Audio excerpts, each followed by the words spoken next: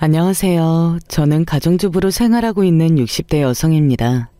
슬아의 딸을 둘 두고 있는데 그중 큰 녀석은 대학 진학하며 일찍이 부모 둥지를 떠나 서울에서 생활하고 있습니다. 지금까지는 직장 생활도 하고 사회 경험도 쌓으면서 제 사업 시작하기 위해서 준비를 많이 하다가 드디어 딸아이 꿈이 목전으로 다가온 상황입니다. 제 나름대로는 열심히 준비해온 일인 만큼 제대로 해내고 싶은 생각이 강한 모양인지 요새는 일한다고 바빠 잠잘 시간도 부족할 정도로 바쁘게 지내고 있어요. 저렇게 혼자 타지에서 고군분투하고 있느라 혼자 두면 끼니도 제대로 못 챙길까 싶어 딸내미 덕분에 덩달아 저희 부부도 바빠졌습니다. 자라는 내내 부모 속 한번 썩이지 않고 성실하게 공부하고 노력해서 제 갈 길 가고 있는 착한 딸아이입니다. 부모로서 그런 아이에게 사랑 많이 주고 항상 딸아이 하는 일 성심으로 응원해주는 것 외에 달리 해준 것도 없는 부모입니다. 이렇듯 제게는 세상 잘난 사람들 다 데려다 주어도 바꾸지 않을 소중한 내 새끼이지만 남들 보기에는 그리 대단한 사람처럼 보이지는 않았던 모양입니다. 제가 평소에는 경우 바르게 행동하지만 제 가족들, 특히나 내 새끼 건드리는 건 정말 물불 가리지 않는 편이거든요. 평소 제 모습만 보고 제 사람들 조금 우습게 봐도 크게 문제될 거 없다고 생각했던 모양인데 아주 착각을 해도 단단히 한 거죠. 감히 제 사랑하는 딸아이 앞에서 우리 멸시하고 제 앞에서 속을 아주 뒤집어놨던 장본인들은 다름 아닌 저희 아이와 결혼이 오가던 남자의 부모라는 사람들이었습니다. 어쩌면 장차 사돈이 될지도 모르는 사람들이었죠. 다른 날도 아니고 결혼식 당일에 세상에 이런 경우는 없는 겁니다, 사돈. 경우? 지금 내 앞에서 경우를 따지는 겁니까? 듣는 사람 생각도 하지 않고 먼저 경우 없이 나온 게 누구인데? 딱 그쪽 경우에 어울리도록 행동한 것뿐인데 뭐가 그렇게 억울하세요? 자기가 남한테 함부로 굴 때는 대단한 잘못 안 한 줄 알면서도 꼭 똑같이 당하게 되면 그건 못 견디고 저렇게 날뛰니 원. 사람이 나이를 먹은 만큼 먹고도 역지사지가 안 되는 것만큼 꼴불견인 일도 또 없는 법이죠. 저 혼자 있는 데서 그런 짓을 했어도 눈 감아주고 넘어가주기 어려운 판에 내 귀한 딸 자식인 앞에서 제 부모님 알기를 그렇게 우습게 여겨놓고 그러면서 제가 고분고분 그 사람 뜻 따를 줄로만 알았답니까? 참 기가 막혀서. 여러분, 도대체 제가 무슨 일을 어떻게 당했길래 이렇게나 열어 올리는지 궁금하시죠? 지금부터 저희 부부가 딸 자식 시집 보내겠다고 겪은 일들 하나도 빠뜨리지 않고 여러분들께만 들려드리겠습니다. 저희 아이가 지금은 서울에 거주하면서 또 그곳에서 사업을 준비하고 있기는 하지만 본래 태어나기를 서울에서 태어나지는 않았습니다. 저와 남편은 둘 다 청주 출신이에요. 평생을 이곳을 터전 삼아 살면서 서로를 만났고 저희 아이들도 이곳에서 낳아 키웠습니다. 우리 큰애 역시 태어나기도 청주에서 태어났고 초등학교, 중학교, 고등학교 다 이곳에서 다녔습니다. 딸아이가 대학 진학하면서 서울로 독립해서 나가게 되었는데 그러고도 본가에 자주 들렀어요. 워낙 저희 가족 사이가 돈독하기도 하고 서울에서 청주까지 그래봤자 차 안 막히면 1시간이면 충분한 거리거든요. 대학 다닐 때에도 거의 주말마다 집에 내려와서 엄마 아빠 보고 갈 정도로 독립한 이후에도 고향인 청주에는 자주 내려왔습니다. 딸 자식 대학 보낸다고 독립시켜놓고 애지중지 기른 딸 혼자 쓸쓸하게 서울살이 한다고 걱정이 이만저만이 아니었던 부모 걱정을 조금이라도 덜어주려는 기특한 생각임을 모르지 않았습니다. 내가 아직은 철이 없어 그런지 다 큰딸 아기처럼 부둥부둥 해주시는 엄마 아빠 해주는 밥 먹으면서 어리광 부리고 싶어서. 그래 엄마 보고 싶으면 언제든지 내려와. 아무리 요새 교통편이 좋아 서울에서 청주 오가기가 예전보다 좋아졌다고는 하나 그래도 주말마다 그러기가 쉽지 않은 것은 저도 잘 알고 있습니다.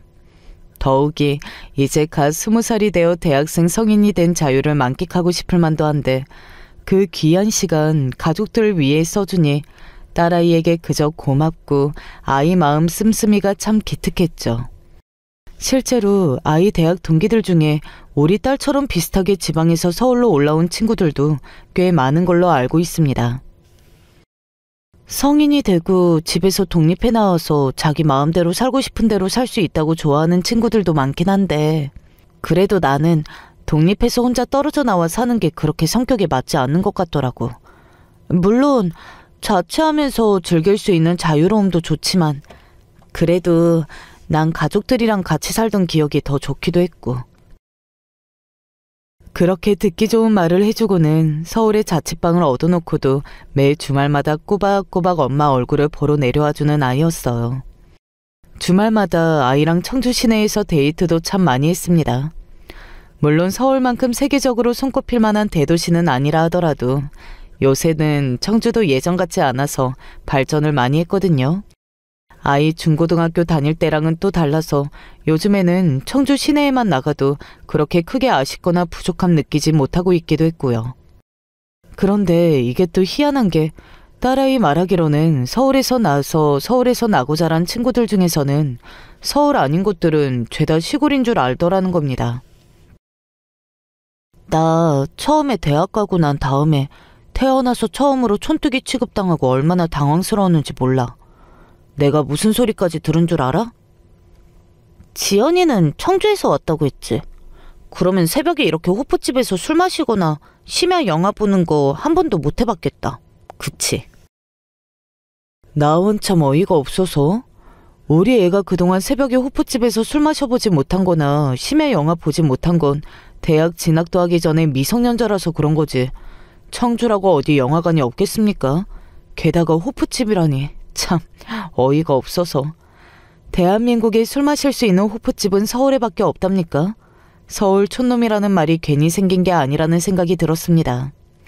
저희 나이대 사람들이야 그래도 지금처럼 지방 도시가 발전하기 전이니까 저런 소리 하는 사람들 드물지 않다고는 해도 새파랗게 어린 딸아이 또래들이 저런 소리 할 줄은 몰랐어요. 물론 그나마 생각이라는 걸 할 줄 아는 애들은 속으로야 어떤 생각을 하고 있는지는 몰라도 겉으로는 저렇게 무식한 소리 하지는 않던데 꼭 나대는 거 좋아하는 애들이 저렇게 티를 내더라고. 우리 애가 또 저런 말도 안 되는 소리 들으면서 곱게 당해주기만 하는 성격은 아닌지라 그런 애들한테는 일부러 눈치 없는 척하면서 면박을 주곤 했습니다. 어머, 너네 집에서는 그동안 여행 다닐 여유도 없었나 보다. 서울 밖에 조금만 나가도 그런 소리 안 했을 텐데. 이제 20살 되고 성인 됐으니까 앞으로는 서울 말고도 다른 데 여행도 다니고 놀러도 좀 다니고 해봐. 그 얘기를 하면서 제 앞에서 고스에서 깔깔 웃는 딸아이였어요. 청주에는 영화관도 호프집도 없는 촌구석 소리하면서 나불나불 댈 때는 신이 나서 어쩔 줄 몰라 하더니 나한테 별 볼 일 없는 집안에서 자라 서울 밖으로 나가서 구경도 못 해본 사람 취급당하니까 자기 혼자 분해서 파르르 떨고 있는 꼴이라니. 내가 속으로 얼마나 웃었는지 몰라. 우리 애 처음에 서울로 대학 간다는 소리 듣고 같이 청주에서 살고 있던 제 일가 친척들이나 지인들은 우리 지연이 서울로 학교 가서 지방 출신이라고 텃세 부리는 못된 애들한테 잡혀서 고생하는 거 아닌가 몰라. 이런 소리를 들었을 때만 해도 에이, 요새 그런 사람이 어디 있어 하고 그저 웃어 넘겼는데 막상 정말로 우리 아이가 면전에서 저런 이야기를 들었다는 소리를 듣고 어이가 없어도 그렇게 어이가 없을 수가 없더라고요. 저 애가 나이가 많으면 또 모르겠는데 그 소리 들은 게 10년이 좀 더 되었을까요? 아니, 이게 무슨 21세기 대한민국에서 들을 만한 소리랍니까? 그 정도로 아직까지 서울에서만 사는 사람들 중에서는 서울 밖 소식에 대해서는 뭐 제대로 아는 게 없는 사람들도 없지는 않더라고요. 하긴 당장 TV 뉴스만 틀어보아도 거의 서울 관련한 얘기들만 나오지 지방에서 어지간한 큰 사고가 터지지 않는 이상 서울 외의 지방에 대한 이야기 그렇게 자세히 다루는 일은 또 없더라고요. 아무래도 제가 지방 출신이다 보니 이런 점들이 더 눈에 잘 들어와 그렇게 느껴지는 건지는 모르겠으나 서울을 고향으로 두지 않고 평생을 지방에서 자식 키우며 살아온 입장에서는 참 이래저래 마음에 걸리는 일들이 없지는 않았습니다. 어찌되었든 딸아이가 그렇게 일부러 들으라는 듯이 우스운 소리하는 애들 제대로 면박을 줘서 그런지 그 이후부터는 청주가 시골이라느니 우리 애더러 총구석 출신이라느니 그런 생각 없이 떠드는 소리하는 애들은 없었다고 하더라고요. 그래도 내 아이가 그런 소리를 들었다고 하니 신경이 안 쓰일 수는 없더라고요. 청주도 조금만 교회로 나가다 보면 논밭도 제대로 있는 법이고 농사 지으시는 분들도 제법 계시지만 청주 시내 중심으로는 그냥 서울 작은 동네나 크게 별반 다를 거 없거든요. 저희가 아이들 기른 환경도 도시에 가까웠지 정말 서울 출신 애들이 생각하는 깡초는 저도 몇 번 가본 적 없었습니다. 주변에 농사 지으시는 친척분들이야 몇 분 계시지만 저희 남편도 평생 직장 생활하며 돈 벌며 회사 다니는 사람이었고요. 서울 생활 10년이 넘어갈 무렵 딸아이가 이렇게 회상했습니다. 자기들이 겪어보지 못했다고 그렇게 무례한 소리 하는 거 참아주지 않았던 건 지금도 잘했다고 생각해요. 내가 그때 입 다물고 있었으면 그 못돼 먹은 것들이 당연히 나 촌사람인 줄 알고 더 무시하면서 떠들어댔겠지. 그리고 내가 정말로 촌에서 왔다 하더라도 그런 소리 듣고 있을 이유는 없지. 시험 쳐서 학교 들어왔으면 그냥 다 이 학교 학생인 거지. 거기에 서울 출신이니 지방 출신이니 갈라치게 하는 게 애초에 왜 필요한지도 모르겠고. 나중에 들어보니 서울 안에서 학교 나온 애들도 학군으로 갈려서 자기들끼리 비싼 동네 출신이며 상대적으로 가난한 지역 애들 배척한다는 소리 듣기는 했습니다. 그 애들이 그런 걸 다 어디서 보고 배웠겠습니까? 어른들 하는 소리 듣고 그대로 학습한 거겠죠. 그렇게 평생을 우물한 개구리로 살다가 그 애들 결혼해 자식 낳으면 또 똑같이 가르칠 거고요. 그렇게 일생을 사람 끝 나누며 살아왔으니 그 애들 입장에서는 그게 당연한 사고의 흐름이었을지는 모르겠으나 그건 뭐 그 애들 사정인 거고 우리 딸이 그것까지 고려해줄 이유는 없는 거고요. 그렇다고 서울 출신 애들이라고 해서 다 저렇게 생각 없고 밉살스럽게 구는 건 아니었어. 아무래도 학교가 서울이다 보니 지방에서 올라온 애들이 꽤 있기는 하더라도 애초에 서울 출신인 동기들이 훨씬 더 많았어. 저렇게 말 경솔하게 하면서 나대는 몇몇 애들 빼고는 다들 순하고 착한 애들이었고 엄마가 데려오라고 난리여서 신입생 때 애들 싹 끌고 청주 내려온 적도 있었잖아. 아이야 대수롭지 않게 말했지만 못된 녀석들한테 지방 출신 촌특이 취급당하며 무시당했다는 소리에 저도 그때는 발끈했거든요. 지연이 너 방학하면 네 친구들 데리고 청주 내려와. 그렇게 대학 입학하고 처음으로 맞이한 방학 때에는 그중 가까워진 딸아이 몇몇 친구들 청주 저희 본가로 초대한 적도 있었습니다. 그러고는 아이들 입이 떡 벌어지도록 제대로 대접하고는 제가 직접 차 몰고 시내 구경시켜주기도 하고요. 난 청주가 서울에서 이렇게 가까운 줄 처음 알았어. 그러니까 시내 나오니까 서울 우리 동네랑 크게 다를 것도 없던데? 학교 다닐 때 부모님하고 여행으로 부산이나 대구 같은 큰 도시로 놀러 간 적은 있다고 해도 청주에 오는 건 처음이라고 하는 친구들이었습니다. 사실 청주 출신인 저 사는 곳이 가장 편하고 좋게만 느껴지지만 청주 자체가 관광객들이 많이 찾는 도시는 아니기는 하거든요. 그렇게 생각하니 한 번도 방문하지 못한 사람 입장에서는 그런 오해를 할 수도 있겠다는 생각이 그제야 조금 들더라고요. 아무래도 내 자식이 당한 게 있다 보니 저도 모르게 좀 방어적으로 굴었던 것도 없지 않았던 것 같습니다. 사실 네가 그동안 그렇게 티를 내는 편은 아니어서 몰랐는데 너희 집 갔다가 와서 솔직히 나 좀 놀랐다. 나도 우리 집 평수보다 배는 더 큰 것 같더라. 아무래도 집값이 전국에서 제일 높다는 서울이니 그런 부분도 있기는 했겠지만 그걸 감안하더라도 청주 저희 본가가 평수가 제법 되는 편이거든요. 물론 딸 또래 아이들에게 그런 부분 어필한 것이 어른으로서 그렇게 자랑스러운 일은 아니기는 하지만 그래도 엄마 노파심에 아이 자존심이 다치지나 않을까 걱정이 되기도 하고 친구들 앞에서 딸아이 자존심 한번 제대로 세워주고 싶었으니 은근히 기분이 나쁘지는 않았습니다. 지방이라고 하면 서울보다 못할 거라고만 생각하는 사람들 편견을 확 깨주기에는 또 이만한 것이 없으니 그간 우리가 허투루 살지는 않았구나 싶어 괜히 어깨가 으쓱하는 기분이 들었습니다. 그 이후로는 딸아이도 지방 출신이니 서울 출신이니 그런 거 굳이 따지지 않고 두루두루 저랑 마음 맞고 성격 맞는 사람들과 친하게 잘 어울려 지냈고요. 제가 굳이 그렇게 하지 않아도 알아서 잘 있을 딸아이였지만 그러지 않아도 될 일 가지고 주눅 들지는 않았으면 했습니다. 딸아이가 대학 졸업하고 경력 쌓기 위해 회사 생활하던 와중에 만나게 된 예비 사위 역시 서울 출신이었습니다. 예비 사위 본인이 서울 태생으로 학창시절까지 서울에서 다 보내고 취업도 서울에서 했고요. 들어보니 부모님 두 분 역시 서울 출신이라고 하더라고요. 신기하네. 부모님 양쪽 다 서울에서 나고 자라신 분들이신 경우는 그렇게 많지는 않을 텐데. 아무래도 그렇지. 요새는 진짜 백이 서울 출신들은 드물기도 하고. 진짜 백이 서울 출신은 또 뭐래? 그 사람이 그러던데? 어차피 지방 출신인 저희한테야 서울에서 태어났으면 그냥 서울 출신이겠거니 했는데 딸아이 말로는 예비 사이가 하는 말을 들어보니 또 그게 아닌 모양이더라고요.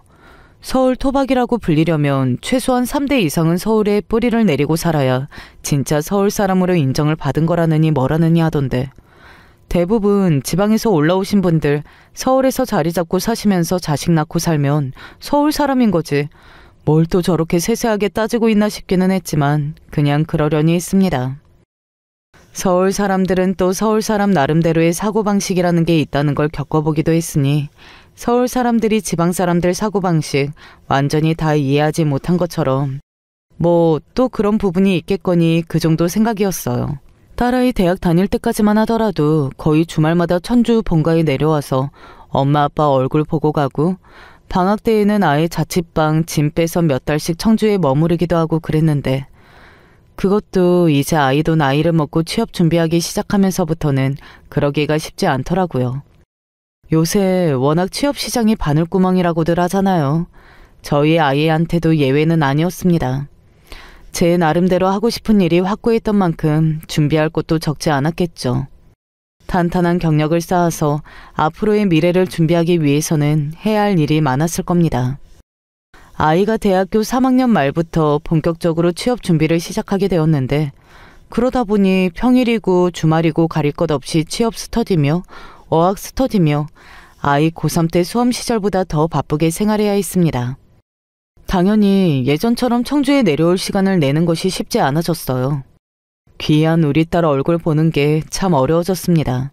아이가 취업 때문에 스트레스가 상당하다는 걸 저희 부부도 잘 알고 있으니 아이 공부에 방해가 되지 않는 선에서 부부가 함께 아이 보러 서울에 올라가기도 했습니다. 딸내미 해먹이겠다고 애 좋아하는 반찬을 바리바리 싸가지고 말이죠. 혼자 지내면서 공부한다고 애쓰는 아이가 걱정되기도 했지만 사실 내 새끼 얼굴이라도 한 번 더 보고 싶은 마음이 컸어요. 아이고 내 새끼 공부한다고 이렇게 삐쭉 말라서는 그러니까 이렇게 혼자 타지에서 고생하지 말고 청주 내려오라니까. 설마 네 아빠 엄마가 우리 딸내미 하나 못 먹여 살리겠어? 아이고 딸내미가 진짜 취업이고 뭐고 다 내팽개치고 내려가면 이걸 어떻게 하나? 식겁을 하실 거면서. 엄마의 걱정하는 말에 별일 아니라는 듯 웃으며 그렇게 말하기는 했지만 타지에서 자리 잡아보겠다는 딸아이가 여간 고생스러워 보이는 게 아니었습니다. 워낙 책임감이 강한 아이였어요. 대학 생활하면서도 가급적 자기 학비 자기가 보태겠다고 과외니 학사 아르바이트니 부지런히도 찾아서 하더라고요. 사실 저희 집이 아이 대학 뒷바라지가 힘들 정도로 형편이 어렵지는 않거든요. 아이가 도움에 손길 뻗으면 아이 앞길에 도움 줄 생각이야 항상 만만이었지만 아마 딸아이 자존심에는 용납될 수 없는 일이었겠죠. 어찌되었든 딸아이 인생은 결국 자기가 책임져야 하는 것이고 본인 길을 여는 것 또한 본인의 몫일 터였습니다. 아이가 서울에 직장까지 잡고 나니 이제 정말로 아이가 완전히 부모 품을 떠나 서울에 뿌리 내리고 살게 되었다는 생각이 들었습니다. 물론 대학 생활까지 포함하면 아이가 서울에서 지낸 시간이 적지 않았지만 그래도 이곳에서 밥벌이 한다고 생각하니 감회가 남다르더라고요. 취업하자마자 딸아이는 직장인 대출을 통해 비록 평수는 크지 않지만 서울의 제 직장 근처에 전셋집도 구하게 되었습니다. 엄마 아빠가 도와준다니까. 이제 너 고작 사회초년생인데 아직 돈 들어갈 데가 얼마나 많은데.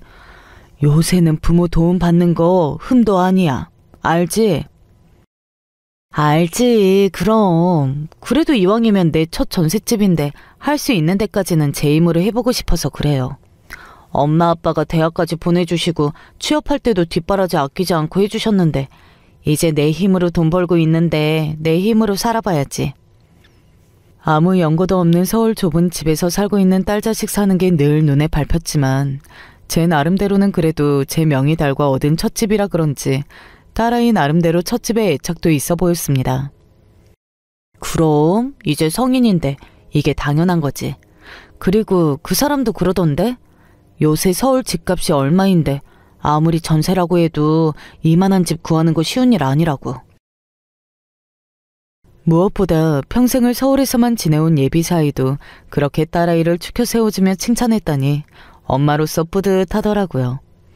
예비 사이는 취업하고도 독립하지 않고 여전히 자기 본가에서 생활하고 있다고 하니 자기 딴에는 지방에서 올라와 서울에 이만큼 자리 잡고 살면서 독립해서 사는 딸아이를 조금 부러워하는 것도 같더라고요.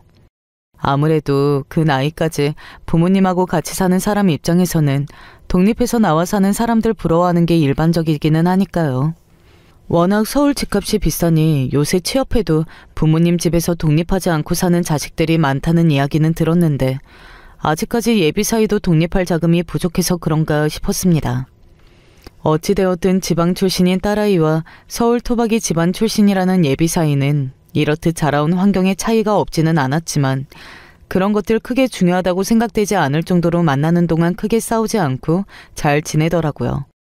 서울 올라간 초반만 하더라도 자기 공격하는 거 참지 않고 곧장 맞받아치던 아이도 이제 사회생활하고 있다 보니 20살 조금만 옆에서 건드려도 뾰족하게 받아치던 그때와는 많이 깎여서 제법 성격이 둥글둥글해져 있었습니다. 그렇게 어른이 되어가는 거겠죠. 직접 만나본 예비 사이는 예초에 갈등이라는 것 자체를 좋아하지 않는 사람이었고요. 타고난 성격이 순한 편인 것 같았습니다. 저야 당연히 그런 예비 사이 성격이 마음에 들었습니다. 사람 성격이야 제각각이라고는 하지만 그래도 내 아이 옆에 평생 있을 사람은 크게 분란 생길 일 만들지 않고 수더분하게 잘 지내주는 사람이 제일 아니겠어요. 그게 두 사람이 서로 성격 맞춰가면서 살기에도 좋은 일이라고 생각하기도 했고요. 성격 모난 데 없고 직장이나 벌이도 크게 나쁘지 않고 아이들 사이에 오가고 있는 감정 배제하고 서로의 객관적인 조건을 비교해보아도 예비 사이나 저희 딸이나 어느 한쪽이 크게 빠지는 형편은 아니었어요. 물론 저희 부부 입장에서야 딸아이가 누굴 데려오더라도 내 자식이 아깝고 귀했겠지만 그거야 부모 입장인 거고요. 그들 형편에 대해서는 자세히 듣지는 못했지만 저희에게 전할 정도로 문제가 있는 것 같으면 애초에 딸아이가 결혼을 진행할 성격도 아니라 사실 크게 걱정은 하지 않았습니다. 저희 아이 나이 차면서 자연스럽게 결혼 이야기 나오기 시작할 때도 그게 부담스럽거나 걱정스럽게만 느껴지지 않았던 이유도 예비 사이 소개받을 때부터 처음부터 은연중에 내 자식의 결혼 상대자라고 생각하고 만났기 때문이 아니었을까 싶습니다. 그런 것이 조금씩 불편한 기류가 느껴지기 시작했던 것은 저희 딸 결혼 이야기가 본격적으로 나오기 시작하면서부터였습니다. 아무래도 구체적으로 결혼 이야기가 나오다 보니 가장 먼저 떠오른 것은 양가 부모님 찾아뵙고 인사드리고 결혼 허락받는 문제가 아니겠습니까? 사실 구체적인 결혼 이야기가 나오기 전에 예비 사이 쪽에서는 벌써 저희 부부와 인사를 나눈 후였습니다. 아무래도 저희 딸 회사 일이 바쁘거나 할 때는 청주에 내려오기가 힘들어지다 보니 저희 부부가 딸내미 보겠다고 서울 딸네 집으로 올라가곤 했거든요. 평수가 그렇게 넓은 집은 아니라 하더라도 예전 자취방보다야 전셋집이 조금 더 넓긴 하니까 예전 같으면 좁은 집에서 딸내미 불편할까봐 반찬 가져다주고 애 손에 용돈 쥐어준 다음에 서둘러 내려오곤 했습니다. 그래도 이사한 후에는 이제는 딸네 집에서 하루쯤 자고 가도 좀 덜 불편하더라고요. 그러다 보니 주말에 제 여자친구 보겠다고 찾아오는 예비 사이도 자연스럽게 서로 얼굴을 보게 되고, 그렇게 예비 사돈께서 저희 아이 만나 뵙기 전에 저희 쪽에서 자제분인 예비 사이와 이미 안면을 트게 된 거죠. 저희야 항상 집에서 나가 사는 딸 자식에게 관심이 지대하니 당연히 딸이 만나는 상대에 대해서도 많이 궁금해하고, 그러다 보니 가끔 서울 올라올 때마다 딸아이 만날 때 예비 사이도 한 번씩 같이 불러다 저녁도 사주고 그랬거든요. 예비 사이야 성격이 모난 데 없이 어른들에게 싹싹하게 구는 성격이다 보니 처음 몇 번은 여자친구 부모님 만나는 자리에 긴장한 기색이 역력했지만 그것도 해를 넘기다 보니 자연스러워졌고요. 그렇게 이미 얼굴 보고 지낸 지 벌써 몇 년이 되어가고 있으니 당연히 저희 부부 쪽에서도 예비 사이를 딸아이의 신랑감이라고 생각하고 있었습니다. 저희 쪽에선 뭐 결혼에 딴지를 걸거나 이제 와서 예비 사이가 사이감으로 눈에 차지 않는다거나 반대라 하거나 그럴 생각도 없었고요. 그러니 남은 건 우리 딸이 예비 사돈 댁에 인사를 드리는 일이었죠. 엄마, 나 긴장돼. 어머님 아버님이 나 별로 마음에 안 들어 하시면 어떡하지? 아니, 지연이 네가 부족한 게 뭐가 있다고. 그렇지? 엄마 딸이라서가 아니라 내가 어디 가서 또 책 잡힐 사람은 아니긴 하지. 안 그래도 그 사람도 내가 걱정하니까 우리 부모님이 날 마음에 안 들어 하실 리가 없다고 그렇게 자기한테 장가가라고 잔소리를 하시는 분들인데 골칫거리 해결해 준다고 예뻐하면 예뻐하셨지 그럴 일은 없을 거라고 큰 소리를 똥똥 치더라. 그리고 만에 하나 자기 집에서 반대를 한다 한들 당연히 나랑 결혼할 거라면서 아주 의기양양하더라고. 벌써부터 자기 편을 들어주는 예비 사이 자랑을 하는 딸아이 표정 역시 의기양양하기는 마찬가지였습니다. 그런 딸아이를 보니 저도 모르게 웃음이 났습니다. 뭐 사실 그렇게 말하면서도 예비 사돈께서 저희 아이를 며느리감으로 반대하시리라는 생각을 한 건 아니었습니다. 직접 만나 뵙는 건 처음이지만 벌써 저희 아이들 몇 년째 교제하고 있다는 걸 그쪽 집안에서도 모르고 있지 않으셨고, 최근에는 예비 사이 통해 명절이나 제 예비 시부모님 생신 같은 집안 큰 행사가 있을 때에는 딸아이가 신경 써서 선물을 보내드린 적도 있고요. 짧기는 하지만 예비 사이 부모님과 통화할 때 인사를 주고받기도 했다더군요. 물론 그렇다 하더라도 서로 얼굴 뵙고 이야기 나누는 건 지금까지와는 다를 수밖에 없겠지만 예비 사이까지 저렇게 자신 있게 얘기하는데 설마 하니 별일 있겠나 싶었어요. 아이 예비 사돈과 인사하러 보내놓고 별일 없을 거라 생각하면서도 괜히 싱숭생숭하고 불안한 기분도 들고 그러더라고요. 이게 딸 시집 보내는 마음인가 싶었습니다. 내 딸이라서가 아니라 자기 일 알아서 잘하는 어디 내세워도 빠지는 거 없는 아이인데도 괜히 책 잡히지 않을까 걱정이 되기도 하고. 그래서 아이 돌아오자마자 숨 돌릴 틈도 없이 물었습니다. 어때? 사돈 댁에 인사는 잘 드리고 왔어? 어떠신 것 같아? 뭐 그냥 인사 잘 드리고 왔지 뭐. 그렇게 대답하는 딸아이 표정이 영 석연치 않더라고요. 내 새끼인데 어미인 제가 그 기색을 알아채지 못했겠습니까? 뭔데? 무슨 일 있었어? 아니, 별일은 아닌데. 하도 제 어미가 성화이니 결국 그날 오간 대화를 털어놓는 딸이었습니다. 일단 서로 처음 보는 자리이니 가벼운 담소 나누고 상견례 일정이나 잡는 줄 알았는데 처음 식사하는 자리에서 대뜸 집 이야기부터 꺼내신 예비 사부인이었습니다. 당장 가장 문제가 되는 게 너희 신혼집일 텐데. 유성 씨, 제 회사 근처 아파트 전세 알아보고 있어요. 저희 지금 모은 적금이라 저 지금 살고 있는 전셋집 빼고 나면 얼추 맞을 것 같아서요. 지금 지내고 있는 집도 전세라고 그랬지? 그건 본가에서 해주신 건가? 그렇지는 않고요. 저 직장 다니기 시작하면서 직장인 대출을 받아서 마련했습니다. 그렇게 있는 그대로 답했더니 그 다음부터는 예비 사부인 표정이 내내 안 좋더래요. 아무래도 본가에서 경제적인 도움 받지 않고 자기 혼자 전셋집 마련했다고 하니 집안에 돈이 없나 싶어 태도가 저리 나온 게 아닌가. 당장 저부터도 그런 생각이 들더라고요. 저희 딸이라고 뭐 달랐겠습니까? 아무리 시어머니 될 사람이라고 해도 첫 만남에서부터 그런 모습이 그렇게 기분 좋게 느껴지지는 않았겠죠. 물론 결혼할 때 신혼집이 가장 큰 문제이니 나올 말이 나온 거긴 하지만 그래도 처음 얼굴 뵙는 자리인데 대뜸 돈 이야기, 그것도 너희 집에서 전셋집 해주셨느냐 그런 이야기 직구로 묻기에는 조금 껄끄러운 것도 사실이잖아요. 그리고 저 실망하시는 기색을 보아 저희 집 쪽에서 뭔가 좀 더 도움을 주셨으면 하는 생각이 노골적으로 드러나는데요. 저희 부부야 귀한 딸자식 시집 보내는데 할 수 있는 건 다 해주고 싶은 게 부모 마음이죠. 하지만 자기 결혼하겠다는 소리 하면서부터도 집에 도움 안 받고 자기들끼리 알아서 해보겠다며 단단히 못을 받는 딸이었습니다. 나중에 정 우리끼리 하기 힘들다 싶을 때 그때 도와주세요. 난 결혼한다고 집에서 어느 정도 도와주시면 그저 감사할 일이지 무조건 엄마 아빠한테 반드시 지원을 받아야 한다? 그런 생각은 없어. 물론 예비 시댁 쪽에서도 그렇게 요구할 생각은 없고요. 그래도 그쪽 집 생각은 다를 수도 있고. 엄마, 실은 지금도 그 사람보다 내 쪽에서 결혼 자금 더 많이 들어갈 것 같아. 나는 지금 살고 있는 전셋집 보증금까지 신혼집으로 들어가게 될 테니까 그렇게 생각하면 신혼집도 내 쪽에서 자금이 더 많이 들어가게 될 테지만 어차피 그것 때문에 추가적으로 대출 받게 되면 결혼해서 둘이 함께 갚을 건데.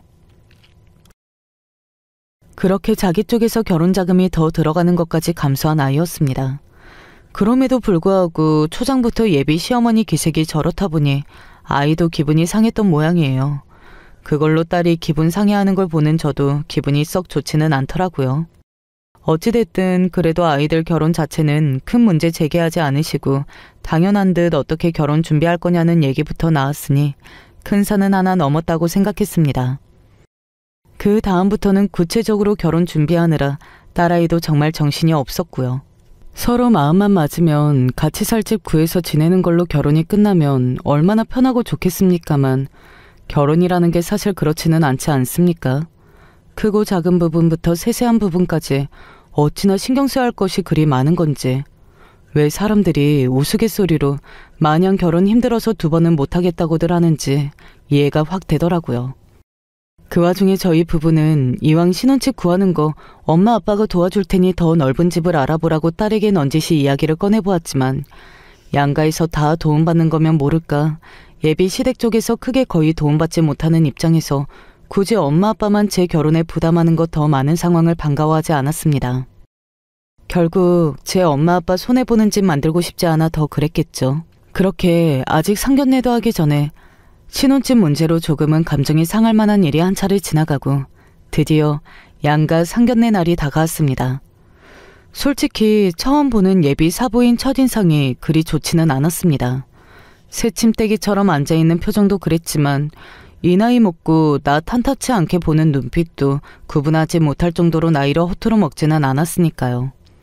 어색한 분위기 풀어보겠다고 남편이 먼저 굽히는 말을 붙여보았으나 바깥 양반도 말재주가 좋진 않으신지 분위기가 쉬이 풀리지 않았습니다.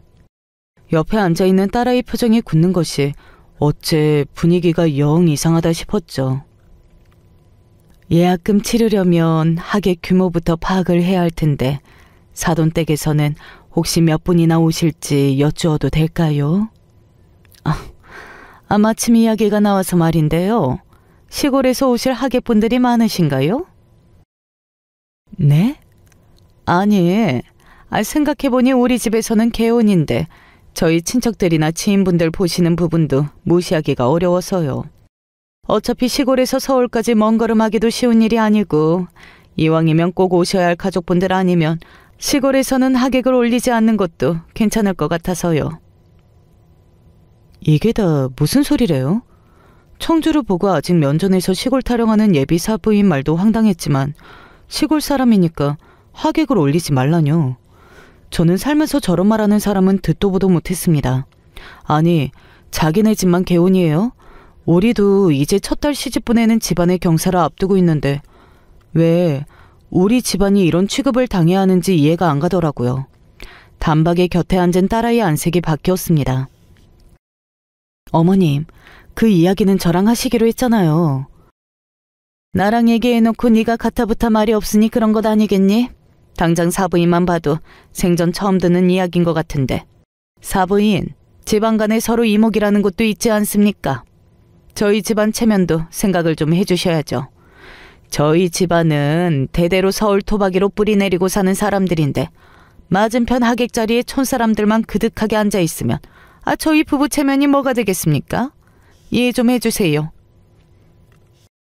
참 듣자 하니 가관이더라고요. 누가 들으면 서울에서 몇 대 살았다고 귀족이라도 된 줄 알겠어요. 우리는 논밭만 한가득인 시골 촌구석에서 올라온 무지렁이고요. 딸아이 반응을 보니 우리 집안 이렇게 취급하는 게 이번이 처음이 아님인 분명했습니다. 수치심에 벌개진 딸아이 얼굴을 보고 남편도 표정이 너무 안 좋았어요.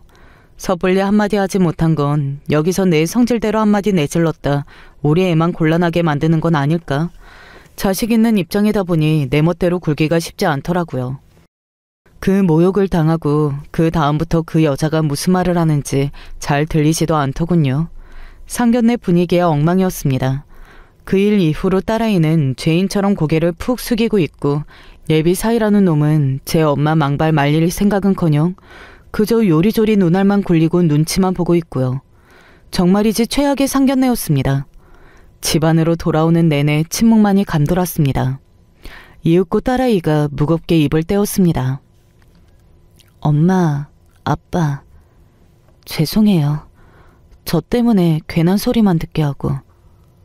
너 사부인 저러시는 거 처음 들은 거 아니지? 너한테도 자기 집안 이목이 어쩌고 체면 타령하면서 신분 측 하게 부르지 말라느니 그랬어? 가뜩이나 풀 죽은 아이 더 기죽이지 않으려고 최대한 부드럽게 이야기했는데도 맥을 못 추는 아이를 보니 그간 그 여자한테 내 귀한 새끼가 얼마나 시달렸는지 모를 수가 없었습니다.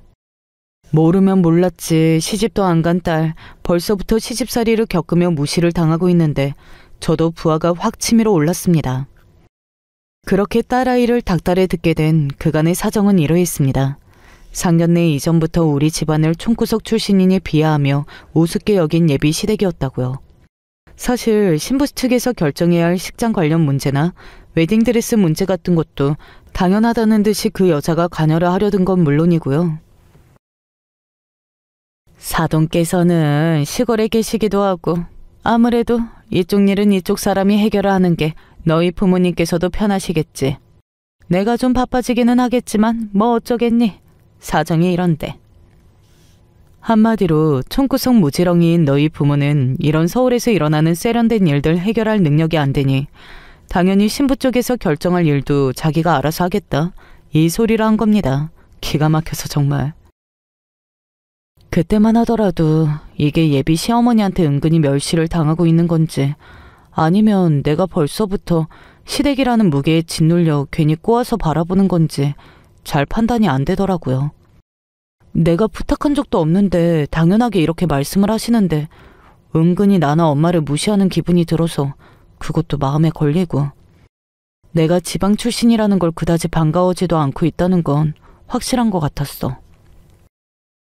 이번 결혼 문제도 그렇고 앞으로의 일도 그렇고 아무래도 너희 부모님이 시골에 계시다 보니 신경 써야 할 부분이 한두 가지가 아닐 텐데 시골에서 농사 지으시는 것만으로 앞으로 두 분 생활이 가능하실지 솔직히 내 입장에선 그것도 걱정이고. 저희 농사 안 지어요. 최근에 남편이 은퇴한 후에 생활을 고려해 청주 시내에서 지내던 집 정리하고 교회에 좀 한적한 곳으로 이사를 하긴 했지만 남편도 여전히 직장 생활하고 있고요. 제 입장에서는 황당하기 그지 없었습니다. 저 농사 짓는다는 말만 해도 그래요. 저희 집에서 농사와의 접점이라고는 요새 시간 여유가 좀 생기면서 청주 교회 인근에 얻은 주말 농장이 전부였습니다. 내가 우리 집 시골에서 농사 짓는 거 아니라고 분명히 말씀을 드렸는데 그걸 가지고 엄마 아빠 농사 짓는 사람으로 못을 받는 거야.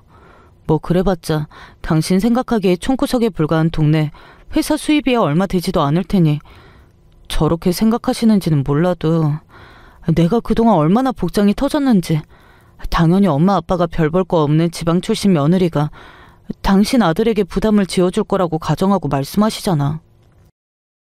너 그걸 왜 참고 있었어? 그런 소리 마냥 참는 성격도 아니면서. 그러니까 내가 진짜 왜 그랬지. 다른 사람이었으면 정말 가만 안 뒀을 텐데 시어머니 될 사람이라니까 괜히 할 말도 못하고. 듣고 있던 남편이 급기야 차를 세웠습니다. 아무리 생각해도 이런 취급 당하면서 그 집에 널 보내는 건 아닌 것 같다. 제 모친이 그런 소리 하고 있는데 옆에서 듣기만 하고 있는 사위라는 놈도 괘씸하기가 그지없고, 결혼 준비 다 되어가도록 상견례 미루다가 네 쪽에서 부담할 만한 거 다 해놓으니까 뭐 이제 와서 우리 쪽 가격을 올리지 마. 이런 경우 없는 인간들한테 아이 아빤 너 못 보내겠다. 솔직히 저도 때려치우라는 소리가 목까지 차올랐습니다. 딸아이가 옳은 소리만 골라 하는 제 아빠 말에 울먹거리다 이윽고 결심했습니다. 나도 이 일 겪으면서 어머님도 어머님이지만 그 사람이 진짜 달라 보이더라. 벌써부터 나나 우리 엄마 아빠 이렇게 무시하는 소리에 찍소리 한마디를 못하는데 실망스러워서 진짜. 저런 사람이랑 나도 못 살겠어, 엄마 아빠. 그래, 식장 들어간 것도 아니고 아니다 싶으면 빨리 끝내는 게 네 앞으로의 인생을 생각해도 낫지. 근데 엄마, 나 이대로는 억울해서 조용히 못 끝내겠어. 이럴 줄 알았으면 나도 그 여자 속 한번 뒤집어 버릴걸. 우리만 이렇게 당하는 건 너무 억울하잖아. 딸아이 눈이 분해서 이글이글 타오르더군요. 그 말도 일리가 있었습니다. 우리야 오늘 하루 속 터질 일이었지만 분명 아이한테는 저 지경이 될 때까지 더 많은 일이 있었겠죠. 내 새끼 쌓인 분 풀릴 일이라면 뭐든 해주고 싶었어요. 딸아이 통해 사돈 뜻대로 하겠노라 의사만 전해놓고 딸아이 시키는 대로 따로 그 집과 직접 대화하지는 않았습니다. 능력도 없어서 아들 장가가는데 뭐 하나 보태줄 형편도 안 되면서 서울 사람이라고 유세는 얼마나 떠는지. 내가 20살 때 처음 서울 올라가면서 기도 안 차는 꼴 실컷 본 줄 알았는데 우리 집 지방이라고 이렇게 무시당할 일이 또 있을 줄은 몰랐지. 나만 해도 안 참을 일을 내 면전에서 우리 엄마 아빠까지 무시해놓고 내가 가만히 있을 줄 알았어? 그 시절 대책이 짝이 없었던 우리의 모습을 생각하면 자기가 당한 것 배로 갚아주고도 남을 아이였습니다. 그렇게 본래라면 우리 아이의 결혼식이 되었을 그날이 되었습니다. 원래라면 새벽부터 아이와 함께 나서서 준비를 하느라 정신없이 바빴을 테지만 말쑥한 정장을 차려입고 남편과 함께 여유있게 식장으로 들어섰습니다.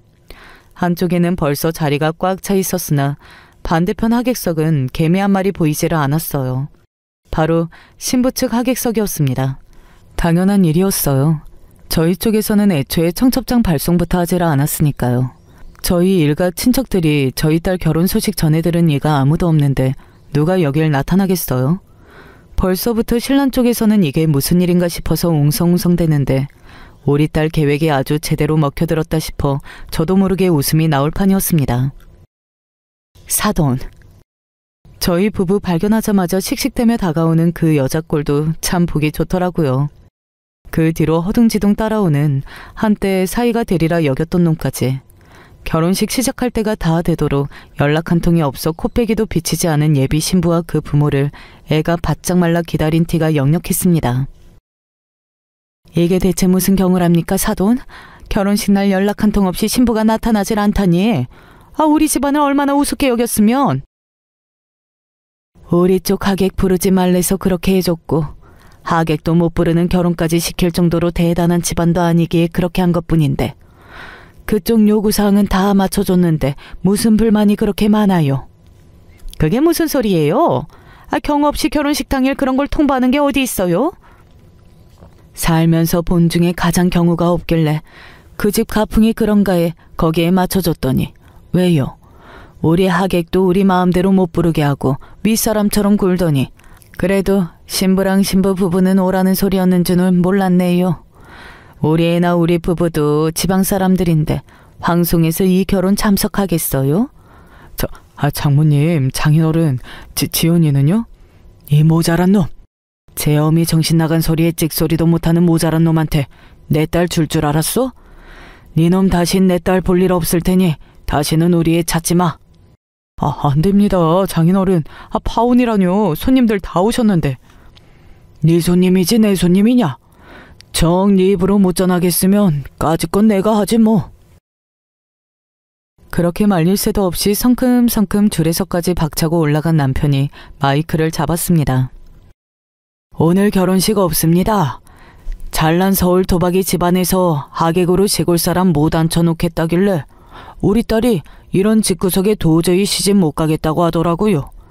혹시나 여기 오신 하객분들 중에 지방분들 계시면 저 인간들 서울 사람 아니면 사람 취급 안 하니 혹여 저놈 저거 다른 여자한테 자금 가든다고 해도 아까운 축의금 낭비는 안 하셨으면 싶네요. 서울 사시는 분들도 최소 조부모까지는 서울 출신이어야 서울 사람으로 인정한다니까 참고하시고요. 쩌렁쩌렁 울려 퍼지는 남편 소리에 그 집구석 인간들 낯짝이 사색이 되었습니다. 하객들의 웅성거림은 덤이었고요. 결혼식장에 앉아있는데 상대 아버지한테 기도 안 차는 파혼 사유까지 듣게 되었으니 얼마나 씹고 뜯고 즐길거리가 넘치는 현장이었겠어요. 그러는 동안 우리 딸은 코빼기도 비추지 않았습니다. 저희야 저것들 개망신 당하는 꼴 구경하러 온 거지만 우리 애야 여기 나타나봤자 저쪽 사람들 구경거리밖에 더 되겠어요. 내 귀한 새끼 이런 데다 시간 낭비하게 하기도 싫었고요.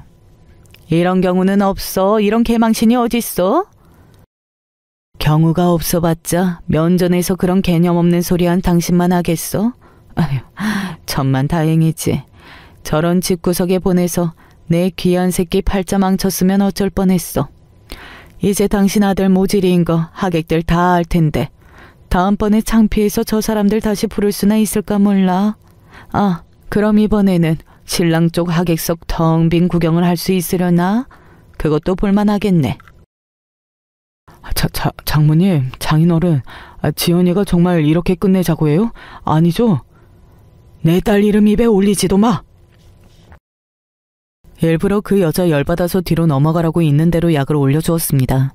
한복 곱게 차려입고 결혼식 당일에 파혼 통보받고 개거품 물고 뒤로 넘어가는 그 여자 꼴을 보니 그제야 우리 딸 당한 걸 좀 갚아준 것 같아 저도 속이 후련해졌습니다. 그렇게 제대로 돌을 던져두고 저희 부부는 유유히 식당을 빠져나왔어요. 그날 일 전에 듣고 속이 시원해 깔깔거리며 웃는 딸아이였습니다. 꼴 좋다.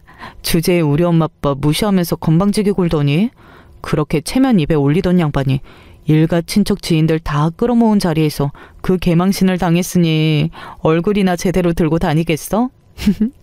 고소해. 내 딸이지만 당한 건 절대 그냥 안 넘어가 주는 걸 보고 어이가 없기도 하다가 결혼식 이런 식으로 엎어졌다고 마냥 의기소침하는 것보다야 저렇게 속 시원하게 털어내고 후련해하는 게 더 낫겠다 싶기도 했습니다. 어찌되었든 저 아이 원하는 대로 결말을 맞았다는 게 가장 중요했습니다. 예비 사이라는 놈이 몇 번 찾아와서 눈물까지 질질 짜며 딸아이 마음을 돌려보려 했으나 한 번 돌아선 이상 가차없이 매몰차게 내쳤다는 딸아이였습니다. 나 멍청하게 그거 다 참고 살았으면 계속 모른 척했을 놈이 이제 와서 눈물 짠다고 아쉬울 거 하나도 없어. 예상대로 그 집구석은 결혼식 일로 꽤나 입방아에 오른 모양이더라고요. 물론 안 좋은 방향으로요. 이왕 속 썩을 거 일부러 지인 통해 실은 그 총구석 사는 인간들이 지역에서 꽤나 있는 집으로 이름이 나 있다는 걸 뒤늦게 슬쩍 흘렸습니다. 그 대단한 서울 사는 자기들은 별 볼 일 없는데 비록 지방이라 해도 사돈 맺으면 절대 손해일 리 없는 집안 자기 발로 뻥 걷어찬 걸 알고 더더욱 배가 아팠으면 싶어서요. 어느 쪽으로 생각해보아도 남 무시할 주제가 못 되는 것들이었으니 이 정도 심술이야 귀여운 수준 아닐까요? 우리 딸은 언제 그런 일 겪었냐 하는 양 요새는 제 사업 준비하느라 바빠서 정신이 없는 상태이고요. 저희 부부는 저런 인간들에게 내 새끼 코 끼지 않았다는 게 그저 다행스러울 따름이에요. 한동안 사업 시작하고 나면 더 바빠질 테니 내 새끼 축나는 일 없이 옆에서 잘 지켜봐 주어야겠죠. 참 살다 보니 별일을 다 겪는다 싶습니다. 이래서 자기가 듣기 싫은 소리는 남한테도 함부로 하면 안 되는 거예요. 제 이야기는 여기에서 맺습니다. 들어주셔서 감사합니다, 여러분. 제게는 아주 어린 시절부터 함께했던 친구들이 있습니다. 한 고향에서 나고 자라 초등학교, 중학교, 고등학교 시절까지 긴 시간을 정말 가족보다 더 붙어서 함께 했던지라 저에게는 그 친구들이 꼭 형제와 같았어요. 고향 마을이 조금 작다 보니까 대다수의 어른들이 저희를 알고 있었는데 그런 어른들이 저희가 지나가면 늘 삼총사라고 불렀습니다. 그만큼 저희가 시도 때도 없이 붙어 다녔다는 증거겠죠. 어릴 때는 그런 삼총사라는 호칭이 제법 마음에 들었습니다. 삼총사. 어쩐지 멋지잖아요. 강해 보이고. 저와 친구들은 그런 호칭을 들을 때마다 자기들이 대장이라며 투닥투닥 싸우기도 했습니다. 물론 싸우는 것도 잠시 이야기의 화제가 삼총사에서 지나가면 저희는 언제 그랬냔 듯이 어깨동무를 하고는 개울에 가서 개구리를 잡고 쉴 새 없이 놀기 바빴습니다. 저를 포함해서 다른 친구 하나는 굉장히 사교성도 좋은 편이고 성격이 밝아서 동네 어르신들한테도 이쁨을 많이 받았어요. 아이고, 어린애들이 어쩜 이렇게 넉살이 좋을꼬? 어른들이 저와 친구 하나를 볼 때마다 자주 하시는 말씀이었죠. 하지만 다른 친구 하나는 저희와 완전히 정반대였습니다. 그 친구의 이름은 강정남이었어요. 정남이는 저희랑 어울릴 때는 전혀 낯을 가리거나 소심한 성격인지 알 수가 없을 정도로 밝고 쾌활한 친구였지만 저희가 아닌 다른 또래들 혹은 어른들 앞에서는 저희 앞에서 언제 그렇게 밝았냐는 듯이 우물쭈물하면서 제대로 다가가지도 못하는 그런 소심한 면모를 보였습니다. 저와 친구랑은 만난 지 얼마 안 됐을 때부터 잘 어울렸기 때문에 저희는 설마 정남이가 저희를 제외한 모든 사람들에게 그렇게 낯을 가릴 거라고는 꿈에도 생각하지 못했어요. 어린 마음에도 처음에 그렇게 소심한 정남이의 모습을 봤을 때 놀라긴 했지만 그래도 저희는 친구였기 때문에 그런 정남이의 면모를 전혀 탓하거나 뭐라고 하지 않았습니다. 야, 우리는 누가 뭐래도 영원히 친구다. 알았지? 어린 시절 패기롭게 시작한 저희의 우정은 학교가 달라져도 변하지 않았습니다.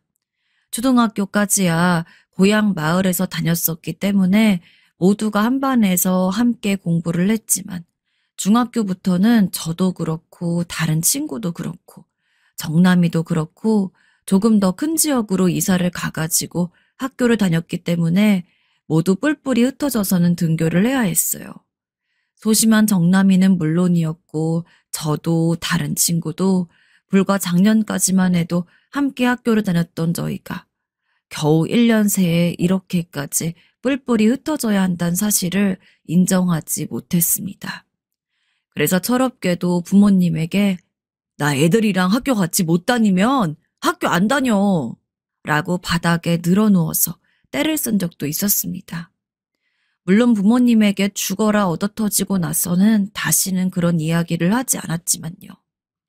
부모님이 혼내는 것에 순응하면서도 전 내심 이렇게 생각했습니다. 애들이랑 같이 다니지 못하는 학교가 재미있을 리 없어. 그러나 새 친구가 생기는 것은 금방이었고 비록 정남이 그리고 다른 친구만큼 친하게 지내고 잘 맞는다고 생각하진 않았을지언정 새로운 중학교에서 만나는 새로운 사람들도 제게는 제법 마음에 쏙 들었습니다. 또다시 저는 언제 그런 생각을 했냐는 듯이 중학교에서 새로이 어울린 친구들과 매일같이 함께 놀며 옛날에 함께했던 친구들에 대한 그리움은 조금씩 잊어갔죠. 물론 그렇다고 해서 그 친구들이 그립지 않았다는 것은 아닙니다. 아무리 중학교에서 새 친구들을 많이 사귀었어도 저에게 가장 소중한 친구들은 고향에서부터 함께 자라서 초등학교를 같이 다닌 그 친구들이었으니까요.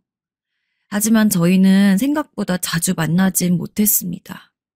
아무래도 다 다른 중학교에 다니다 보니 어디에서 만나기에는 거리가 있었고 학생밖에 안 되는데 용돈이 풍족한 것도 아니잖아요. 물론 그래도 아주 가끔씩은 만나서 함께 놀기도 했어요. 그럴 때면 저와 다른 친구는 그냥저냥 적당히 반겨하는 기색이었는데 정남이만이 저희를 유독 눈에 띄게 반가워했습니다. 나 다시 너네랑 학교 다니고 싶어. 초등학교 때처럼. 중학교 너무 싫어. 아마 소심한 성격의 정남이는 새로운 중학교에서 그렇게 썩 잘 적응하지 못하고 있는 눈치였죠. 저희는 그런 정남이의 어깨를 두드리면서 위로를 했습니다. 우리만큼은 아니더라도 금방 같이 다닐 만한 친구가 생길 거라고. 하지만 이상하게 그 말을 한 이후로 정남이와 그대로 연락을 하기가 힘들었습니다. 야, 재원아, 너 정남이랑 혹시 연락 되냐?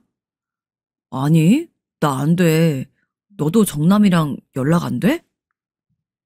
자주는 아니라고 할지라도 간헐적으로나마 연락을 했던 정남이와 거의 연락이 끊기다시피 한 것입니다.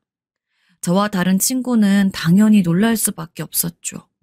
하지만 그러면서도 내심 정남이가 자기 나름대로 잘 지내고 있기 때문에 저희랑 연락이 안 되는 거라고도 생각을 했습니다. 그리고 저는 고등학교에 들어가서 정말로 정남이가 저희가 아닌 다른 친구들과 새로운 관계를 쌓느라 저희에게 연락이 없던 게 맞았다는 것을 눈으로 확인할 수 있었죠. 참 신기하게도 고등학교는 다 같이 같은 고등학교에 가게 되었는데 그곳에서 정말 오랜만에 정남이를 만나게 된 겁니다.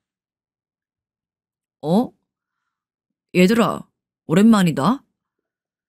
본인이 먼저 연락을 하지 않았다는 것은 아예 생각조차 하지 않고 있는지 정남이는 저희를 보자마자 불과 방금 만났었던 사이처럼 아무렇지 않게 손을 흔들고 인사를 했죠. 저희도 뭐 그런 걸로 꽁에 있을 성격은 아니었기 때문에 야, 너 오랜만이다. 왜 이렇게 연락을 안 했어? 라고 가볍게 이야기하며 다시 정남이와 어울렸습니다. 근데 오랜만에 본 정남이는 새로운 친구들을 사귄 것도 사귄 거지만 성격 자체가 굉장히 달라 보였어요. 낯을 가리던 것이 엊그제 같았는데 전혀 그런 모습도 안 보이고 고등학교에 가서는 반장도 하더라고요. 그동안 알던 정남이의 모습과 180도 달라진 성격에 조금 적응하기가 어렵긴 했지만 좋은 게 좋은 거라고 전 정남이가 중학교 시절에 좋은 친구들을 만나서 성격도 조금 더 밝게 변한 거라고 그렇게 생각을 했습니다. 그때까지만 해도 아무런 문제를 못 느꼈어요. 저희가 성인이 되고 나서도 말이죠. 하지만 사실 이 모든 것들이 지금 제가 말씀드릴 이야기의 한 원인이 되었던 것이 아닐까 지금은 그렇게 생각하고 있습니다. 이 이야기를 전해드리려면 저희 셋이 성인이 되고 나서 있었던 일을 간략하게 말씀드려야겠네요. 전 저희 삼총사 중에서 제일 먼저 결혼을 했습니다. 아내는 당시 제가 다니던 회사에 직장 상사가 주선한 선자리에서 만났습니다. 한 번만 만나봐. 둘이 잘 어울릴 것 같다니까? 아이, 그게 안 사귀어도 되니까 만나만 봐. 직장 상사가 하도 저에게 한 번만 만나보라고 이야기를 하는 통에 계속 거절하는 것도 어려워서 그냥 시간을 좀 때우다 가야겠다는 심보로 선자리를 나가게 된 거였는데 제가 그 자리에 나온 아내에게 첫눈에 반하게 된 거죠. 나중에 보니까 아내 역시 그 직장 상사의 압박 아닌 압박에 못 이겨서 그냥 한 번만 시간 보내고 가겠다는 심정으로 나왔었다고 했습니다. 그리고 안타깝게도 첫눈에 아내에게 반했던 저와 달리 아내는 저에게 첫눈에 반하지 않았죠. 결국 저는 다시 만날 생각이 없다는 아내에게 거의 빌다시피 하며 새로운 만남을 이끌어내야 했습니다. 저 오늘 볼 수 있어요? 같이 밥이라도 먹게요. 꼭 나와주세요. 제가 사드리고 싶어서 그래요. 아, 그럼 나와주실 거라 믿고 끊겠습니다. 그런 제 노력에 하늘이 감격이라도 했는지 아내는 그리 마음에 내키지 않으면서도 저와 몇 번 더 만남을 가져주었고 더 만나보고 나니까 처음 선자리에서 봤을 때와는 다르게 좋은 느낌이 든다고 이야기를 하며 결국 저희는 나중에 연인 사이가 되었습니다. 그리고 결혼까지도 굉장히 쉽게 이어졌죠. 우리 중에 네가 먼저 결혼할 줄은 꿈에도 몰랐는데 축하한다, 야. 그래, 진짜 축하한다. 재수 씨랑 천년만년 잘 살아라. 제 결혼 소식에 놀랐던 고향 친구들의 모습이 아직도 생생합니다. 그리고 저는 너무나도 행복한 결혼 생활을 하게 되었죠. 하지만 결혼 생활을 1년, 2년 유지해가면서 조금씩 찝찝한 부분들이 있었습니다. 구체적으로 딱 집어서 잘못을 했다, 나쁜 짓을 했다라는 정황이 보이는 것은 아니었는데 아내의 행동에 조금 이상하게 느껴졌던 부분들이 있었다고 할까요? 가장 큰 부분이 바로 연락과 관련된 문제였습니다.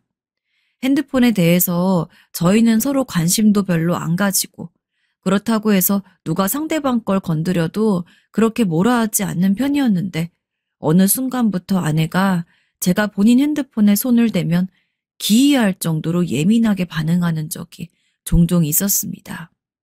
차라리 처음부터 그랬다면 원래 자기 사생활에 대해서 보호를 받고 싶어하는 마음이 뚜렷하구나 라고 생각을 하면서 이상하다고 여기진 않았을 텐데 어떤 때는 제가 손을 대는 것을 보아도 아무런 반응을 보이지 않다가 또 어떤 때는 바짝 털을 세운 고양이처럼 예민하게 반응하는 때가 있었어요.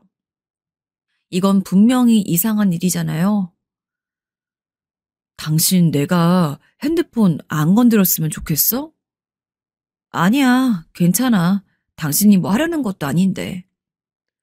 그런데 막상 아내한테 물어보면 아내는 괜찮다는 식으로 이야기를 했죠. 전혀 괜찮아 보이지 않는 얼굴로 말이죠. 그뿐만이 아닙니다. 가끔씩 아내는 친구를 만나겠다고 외출을 하곤 했어요. 저 역시 바쁜 와중에도 종종 친구 녀석들을 만나러 외출을 하는 상황이 있었기 때문에 아내가 나간다고 했을 때 한 번도 그에 대해서 왜 나가냐는지 누구를 만나는 건지 캐물은 적이 없습니다. 하지만 아무리 그렇다고 해도 외출 나갔던 아내가 집에 돌아왔을 때 잘 다녀왔어? 오늘 뭐 했어? 라는 의례적인 질문은 누구나 하는 거 아닌가요? 저 역시 아내한테 미리 말하고 친구 녀석들을 만나고 왔을 때 집에 온 저에게 아내가 당신 오늘은 뭐 하고 지냈어? 라는 질문을 받았으니까요. 그런데 아내는 제가 그런 질문을 할 때마다 유독 날카롭게 반응을 할 때가 있었습니다. 나 친구 만나고 왔다니까? 아까 나가기 전에 말했잖아. 뭘 귀찮게 꼬치꼬치 캐물어? 아니, 뭐 내가 뭐라 한 것도 아닌데 왜 화를 내? 미안해. 내가 오늘 예민했나 보다. 제가 뭐 나쁜 쪽으로 생각을 하고서 그런 질문을 한 것도 아닌데 너무나도 이상한 반응이긴 했지만 그 당시에는 그걸 뭐라고 표현을 하거나 잘못되었다고 명확하게 말할 수가 없어서 그냥 아내가 유독 오늘 조금 예민하네 라는 식으로만 생각을 하고 넘어갔습니다. 그러나 아내와의 결혼 생활이 10년이 지나고 난 후 정남이의 결혼식에서 전 비로소 아내가 그렇게 이상한 모습을 보여왔던 것에 대한 어떤 실마리를 잡게 되었습니다. 정남이는 저희 삼총사 중에서 두 번째로 결혼한 친구예요. 다른 친구인 재원이는 원래부터 결혼에 크게 관심이 없었고 어느 정도는 독신주의에 가까웠던지라 여자를 만나면서도 더 깊은 관계로는 가지 않았죠. 그러던 와중에 정남이가 갑작스럽게 결혼 소식을 발표한 거였습니다. 야, 너가 결혼을 한다고? 와, 이게 웬일이냐. 그래도 결혼한 거 후회 안 할 거야. 자식, 잘 살아라. 당연히 저는 축하해줄 생각이었어요. 그래서 결혼식을 할 때도 축의금을 정말 두둑히 넣었습니다. 결혼식이 끝나고 식사를 한 뒤 집에 가려고 하는데 어느 틈인지 아내가 안 보이더라고요. 화장실이라도 갔나 싶어서 여자 화장실 쪽으로 향하는데 아내가 화장실 안에서 황급히 나오는 장면을 보았습니다. 전 당연히 아내를 부르려고 했는데 순간 보인 아내의 얼굴에 멈칫하면서 저도 모르게 벽 뒤로 숨었어요. 왜냐하면 아내가 눈이 퉁퉁 부어서는 서럽게 운 듯한 얼굴로 나왔거든요. 원래 같았으면 그런 아내의 모습을 보고 당연히 걱정이 먼저 들었을 텐데 저에게도 촉이라는 게 있었는지 너무 이상하다 생각이 돌연 번쩍 머릿속에 들었습니다. 그리고 기이하게도 그동안 아내가 저와 살면서 보였던 이상한 모습들이 주마등처럼 스쳐 지나가기 시작했죠. 설마. 우선 그 자리에서는 제가 알아낼 수 있는 것이 아무것도 없었기 때문에 전 아무렇지도 않은 모습으로 다시 자리로 돌아갔고, 자리로 돌아가니 아내가 언제 왔는지 앉아서는 저를 기다리고 있더라고요. 그 사이에 울었던 걸 수습이라도 했는지 제가 막 마주쳤던 모습과는 훨씬 나아 보여서 자세히 보지 않으면 울었다는 것도 잘 알 수가 없을 정도였습니다. 전 그런 아내의 어깨를 껴안고서 택시를 타고 집에 돌아왔어요. 그리고 의심받지 않도록 평소처럼 행동했습니다. 하지만 평소처럼 행동했다고 해서 제 기분까지 평소와 같았던 건 아니에요. 전 이미 그 결혼식장에서 울고 나오는 아내를 보면서 어딘가 이상하다는 의심에 싹을 틔운 상태였고 한동안은 집에서 아내를 조심히 지켜봤습니다. 아내 역시 평소 저와 함께 살던 것과 별로 다를 바가 없었지만 이상하게 한숨을 쉬는 날들이 많아졌고 유독 눈에 띄게 우울해 보이는 순간들이 있었어요. 그냥 단순히 개인적인 일로 인해서 조금 기분이 안 좋아진 거라면 괜찮겠지만 제가 보기엔 아무래도 그런 아내의 증상이 정남이의 결혼과 관련이 있다고 생각이 들었죠. 결국 저는 아내에게 사람을 붙이기로 마음을 먹었습니다. 물론 그러기까지 양심에 가책이 없었던 것은 아니에요. 만약에 사람을 붙였는데 아내에게 아무런 결함도 없었다면 당연히 저는 무고한 아내를 의심한 것이 되니까요. 하지만 나중에 아내에게 사과를 할 때 하더라도 전 확신을 가지고 싶었습니다. 그렇게 사람을 붙이고 전 초조하게 결과를 기다렸습니다. 머리 한편으로는 계속해서 의심이 됐지만 그저 제가 너무 예민했기 때문이라는 그런 결과를 기다리면서 전 하루하루를 보냈어요. 그러나 사람을 붙인 지 일주일이 안 돼서 저에게 보내진 사진들을 봤을 때 전 제 예감이 틀리지 않았다는 사실에 절망해야 했습니다. 사진 속엔 정남이와 제 아내의 모습이 가득 담겨 있었어요. 제 아내의 허리를 끌어안고 가는 모습, 숙박업 그런 업소에 함께 웃으며 들어가는 모습, 누가 봐도 데이트를 즐기는 연인 혹은 부부였죠. 솔직히 마음 같아서는 그 사진을 받은 날 아내가 집에 들어오자마자 사진들을 눈앞에 던지며 당신 미쳤냐고 소리를 지르고 싶었습니다. 하지만 들끓는 분노로 손까지 떨리는 와중에 한편으로는 지금 막무가내로 무턱대고 화를 내봤자 달라지는 것은 아무것도 없단 사실이 저를 조금이나마 진정시켰어요.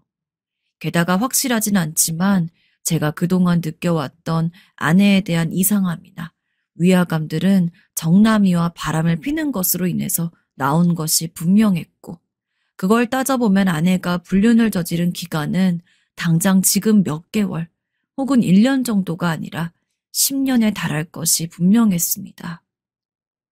이 문제를 어떻게 해야 하지? 당연히 아내와는 이혼을 할 거였지만 전 그 안에 아내에게 조금 더 철저하게 복수를 하고 싶었어요. 그래서 최대한 화를 억누르고 냉정한 머리 상태로 어떤 대비를 해야지 아내를 제대로 엿먹일 수 있을까를 고민했죠. 그러면서 일단 처음 시작한 것이 최대한 많은 증거 사진을 모으는 거였습니다. 그래서 저는 아내에게 붙였던 사람을 계속해서 이용하며 꾸준히 사진을 모았어요. 아내는 분명 제가 본인이 정남이와 바람을 피고 있다는 사실을 모르는 것으로 생각하고 있을 테고 당연히 밖에서 조심성 없이 굴 것이 분명했으니 사진을 모으기는 어렵지 않을 것 같았죠. 게다가 증거 사진이 한두 개인 것보다 많으면 많을수록 그만큼 불륜을 꾸준히 저질러 왔다는 증거가 되기도 하니까 저로선 그런 사진들을 더 모아둘 필요가 있었습니다. 그리고 참 다행이면서도 안타깝게도 아내는 그런 제 생각에 철저히 들어맞는 행동을 보여주었죠. 증거 사진을 모으면서 제가 두 번째로 취한 행동은 바로 정남이의 아내, 즉 재수 씨와 만나는 거였습니다. 사실 재수 씨에게 이 사실을 알려도 되는가에 대해서는 저 역시 많은 고민이 있긴 했어요. 하지만 아무것도 모른 채 정남이와 결혼했을 재수 씨가 안타까워서라도 전 제가 총대를 메고서 이 모든 걸 이야기해야겠다고 생각을 했습니다. 그래서 정남이 몰래 재수 씨에게 연락을 하고 어떤 장소로 나와달라고 부탁을 했어요. 물론 정남이에게 이야기하지 말아달라는 말도 함께 말이죠. 안녕하세요, 종현 씨.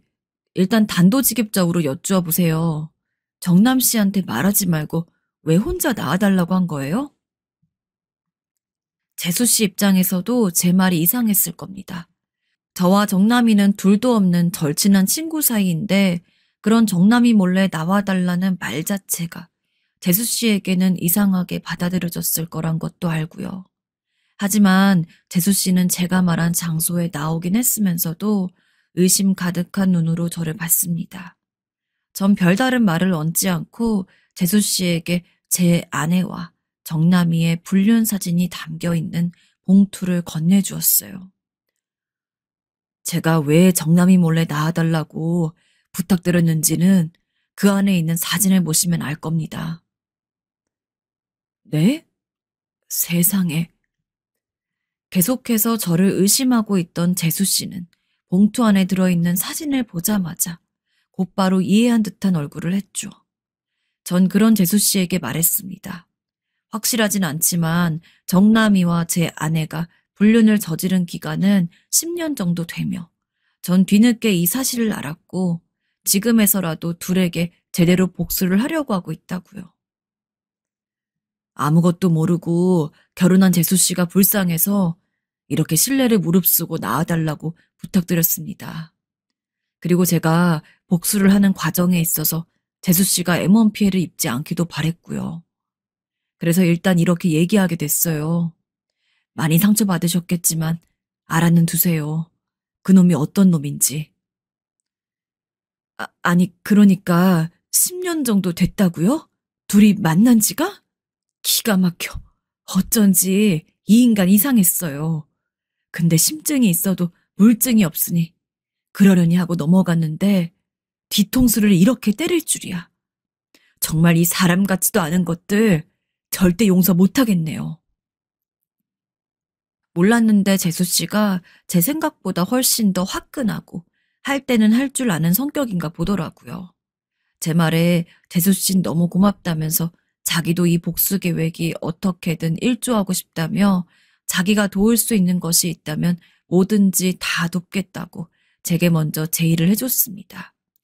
정남이와 붙어있는 시간이 많은 재수 씨가 제 계획을 도와준다면 훨씬 더 복수가 쉬워질 것이 뻔했기 때문에 전 너무 고맙다고 꼭 같이 복수하자면서 재수 씨와 그 카페에서 많은 계획을 짰습니다. 그날의 만남 이후 저희가 가장 먼저 한 일은 바로 상대방 명의로 되어 있던 재산을 잘 구슬려서 각자의 명의로 빼돌리는 일이었어요. 그러니까 저는 아내 명의의 재산을 제 이름으로 돌렸고 재수 씨는 정남이 이름으로 된 재산을 재수 씨 이름으로 돌리는 거였죠.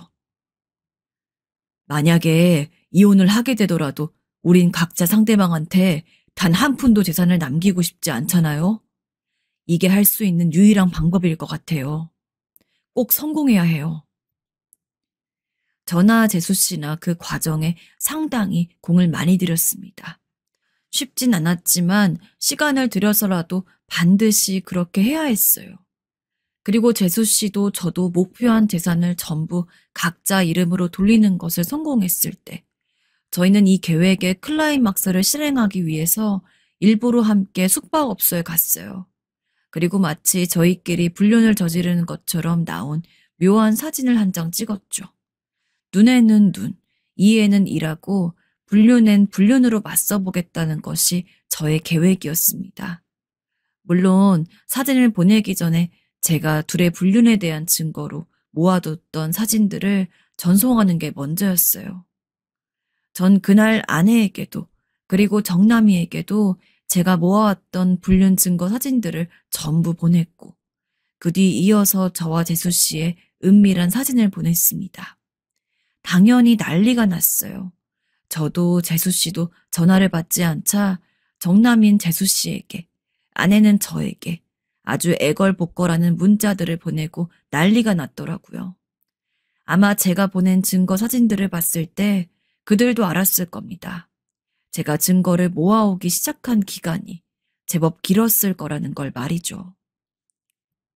여보, 내가 잘못했어. 전화 좀 받아봐. 제발. 여보, 한 번만 용서해주면 안 될까? 다신 이런 일 없을 거야. 저랑 재수 씨는 각자에게 오는 연락을 말 그대로 개무시를 했습니다. 어차피 저나 재수 씨나 상대방과 이혼할 것은 뻔했고 그런 상황에서 굳이 불필요하게 상대방 이야기를 들을 것도 없었죠. 이미 재산도 다 빼돌려둔 상태인데 상대방한테 무슨 정이 남았다고 그런 불필요한 이야기를 들어줍니까? 물론 이혼을 할 때를 대비해서 재산을 빼돌려둔 것이었기 때문에 만약에 상대방에서 이 부분을 딴지 걸면서 변호사까지 선임해가지고 소송을 건다면 귀찮아질 상황이 생길 수는 있었어요. 그래서 저는 미리 재수 씨에게 정남이를 먼저 단단하게 협박해두라고 했죠. 그쪽이 먼저 바람핀 거 짚고 넘어가면 정남이도 자기 재산 빼돌린 것에 대해서 뭐라고 말 못할 거예요. 네, 그럴게요. 걱정 마세요. 그리고 저 역시 집에 가서 아내에게 이 부분을 먼저 단단하게 이야기해 두었습니다. 솔직히 마음 같아서는 그냥 소송 다 걸고 갈 때까지 가고 싶었다. 그러나 내가 일말의 정이 있어서 이렇게 이야기를 해보려고 하는 거다. 순순히 합의 이혼해주면 불륜 사실 다 묻어줄 건데 네 쪽에서 먼저 진흙탕 싸움 하고 싶으면 나도 절대 가만히 있지 않을 거다. 어떻게 할 거냐? 그러자 아내는 한참을 부르르 떨더니 그러더군요. 꼭 이렇게까지 끝까지 가야겠어? 나도 정말 억울해. 나도. 들키지만 않았으면. 뭐라고? 당신 지금 뭐라 했어? 뻔뻔하기 그지 없었습니다. 들켰음에도 불구하고 꿋꿋이 절이 나온다는 사실이. 그래서 명의도 당신 거로 하자고 한 거야? 치밀했네. 치밀했어. 당신 대체 언제부터 이런 계획을 짜고 있었던 거야? 언제부턴긴 알았을 때부터지. 다시 한번 말해둘게. 진흙탕 싸움하고 싶지 않음 순순히 이혼해. 이 사진들이 어디 떠돌진 모르는 일이니까. 아내는 재산마저 다 뺏긴 상황에서 자기가 할 수 있는 일이 없다는 걸 알았는지 기막히단 듯 웃더니 이번엔 다른 작전을 펼치더라고요. 잘못했다고 한 번만 용서해달라고. 다신 이런 일 없을 거라고요. 허나 그 말에 누가 속을까요? 뱀 같은 아내의 얄팍한 말들에 다신 속고 싶지도 상처받고 싶지도 않았습니다. 제가 칼같이 잘라내자 아내는 한동안 씩씩거리더니 알겠다며 훌쩍거렸습니다. 그렇게 아내는 합의 이혼을 해주었고 나중에 들어보니까 정남이도 마찬가지였어요. 결국 저희 모두 합의 이혼을 한 상태이고 이 일로 인해 마음의 상처도 크게 입고 친구에 대한 배신감도 이루 말 못하지만 잘 추스르고 있는 중입니다. 아내의 불륜 충격이 아직 가신 건 아니지만 그래도 이렇게 사연을 쓰고 나니 아주 조금은 위로가 되는 기분이에요. 저 역시 저대로 좋은 인생 살겠습니다. 들어주신 분들 모두 감사하고 위로의 한마디씩 해주신다면 고맙겠습니다. 모두 좋은 하루 보내세요. 안녕하세요.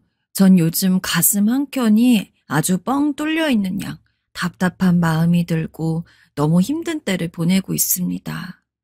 인생에 있어 고민이 없는 사람이 어디 있겠냐마는 최근에 도저히 참다 못해서 친구에게 이 얘기를 털어놓았거든요. 그랬더니 왜 그렇게 참고 사냐며 자기가 다 답답하다고 하는 거 있죠. 듣고 보니 제가 바보 같기도 하더군요. 제가 이렇게 속이 터지는 건 시어머니 때문이에요. 결혼할 때에도 딱히 사정이 좋은 건 아니었지만 이후에도 어머니는 저희에게 종종 합가를 요구하시더군요. 신혼집이 위치도 썩 좋은 편이 아니었는데 그 집에서 애들을 낳게 되니까 결국 이사갈 곳들을 절실히 알아보러 다니게 되더군요. 평소 어머니와의 관계가 좋은 게 아니었기 때문에 합가 얘기에 살짝 미간을 찌푸리면서도 왠지 모르게 마냥 흘려들을 순 없었어요. 그나마 시댁이 아주 좀 더 넓은 편이기도 했고 주변에 유흥가가 즐비하고 안 좋은 합군이라고 소문난 저희 집보다는 나았거든요. 역세권이기도 하고 애들 데리고 다니기도 좋고 학교도 무난한 곳이라고 알려진 동네였기 때문에 꽤 고민이 되더라고요.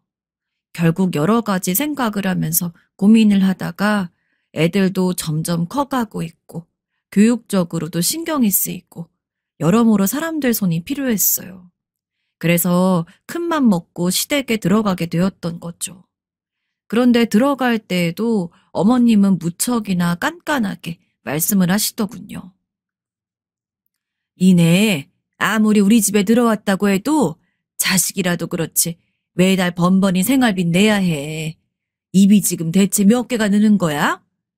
나야 내 아들이랑 손주들 보니까 좋긴 하지만 매달 밥 차리고 집 치우고 할 거 생각하니까 벌써부터 허리가 휜다 얘. 물론 저희도 생활비 얼마를 일부 드릴 생각이었어요. 당연히 공짜로 이 집에 들어올 생각도 아니었고 본인께서 이전부터 같이 살 거면 돈 얼마는 줘야 한다고 계속 말씀해 오셨거든요. 그런데도 계속 저렇게 다시 한번 쐐기를 박듯 말씀을 하시니 기분이 썩 좋진 않더군요. 아무튼 매달마다 저희 네 식구 생활비 포함 부모님 용돈까지 약소하게나마 포함해서 드렸고 어머닌 그럭저럭 만족스러우신 것 같더라고요. 그래, 이 정도는 줘야지. 고맙다. 단지 퇴근해서 돌아오면 애들을 보느라 힘들었다는 잔소리도 어마어마하셨기 때문에 이런 게 좀 힘들었어요. 그리고 어머니께서는 자기 아들이나 저나 똑같이 출퇴근을 하는데도 그렇게 저한테 저녁 준비를 시켜대시고 치우게 하시고 그 밤에도 집을 정리하도록 시켜대시더라고요. 아유, 나 하루 종일 얘네들 보느라고 아주 고생했어. 어디 가지도 못하고 발 완전 못 껴서 밥 먹이고 할미 소리 들어가면서 얼마나 고생했는지 아니?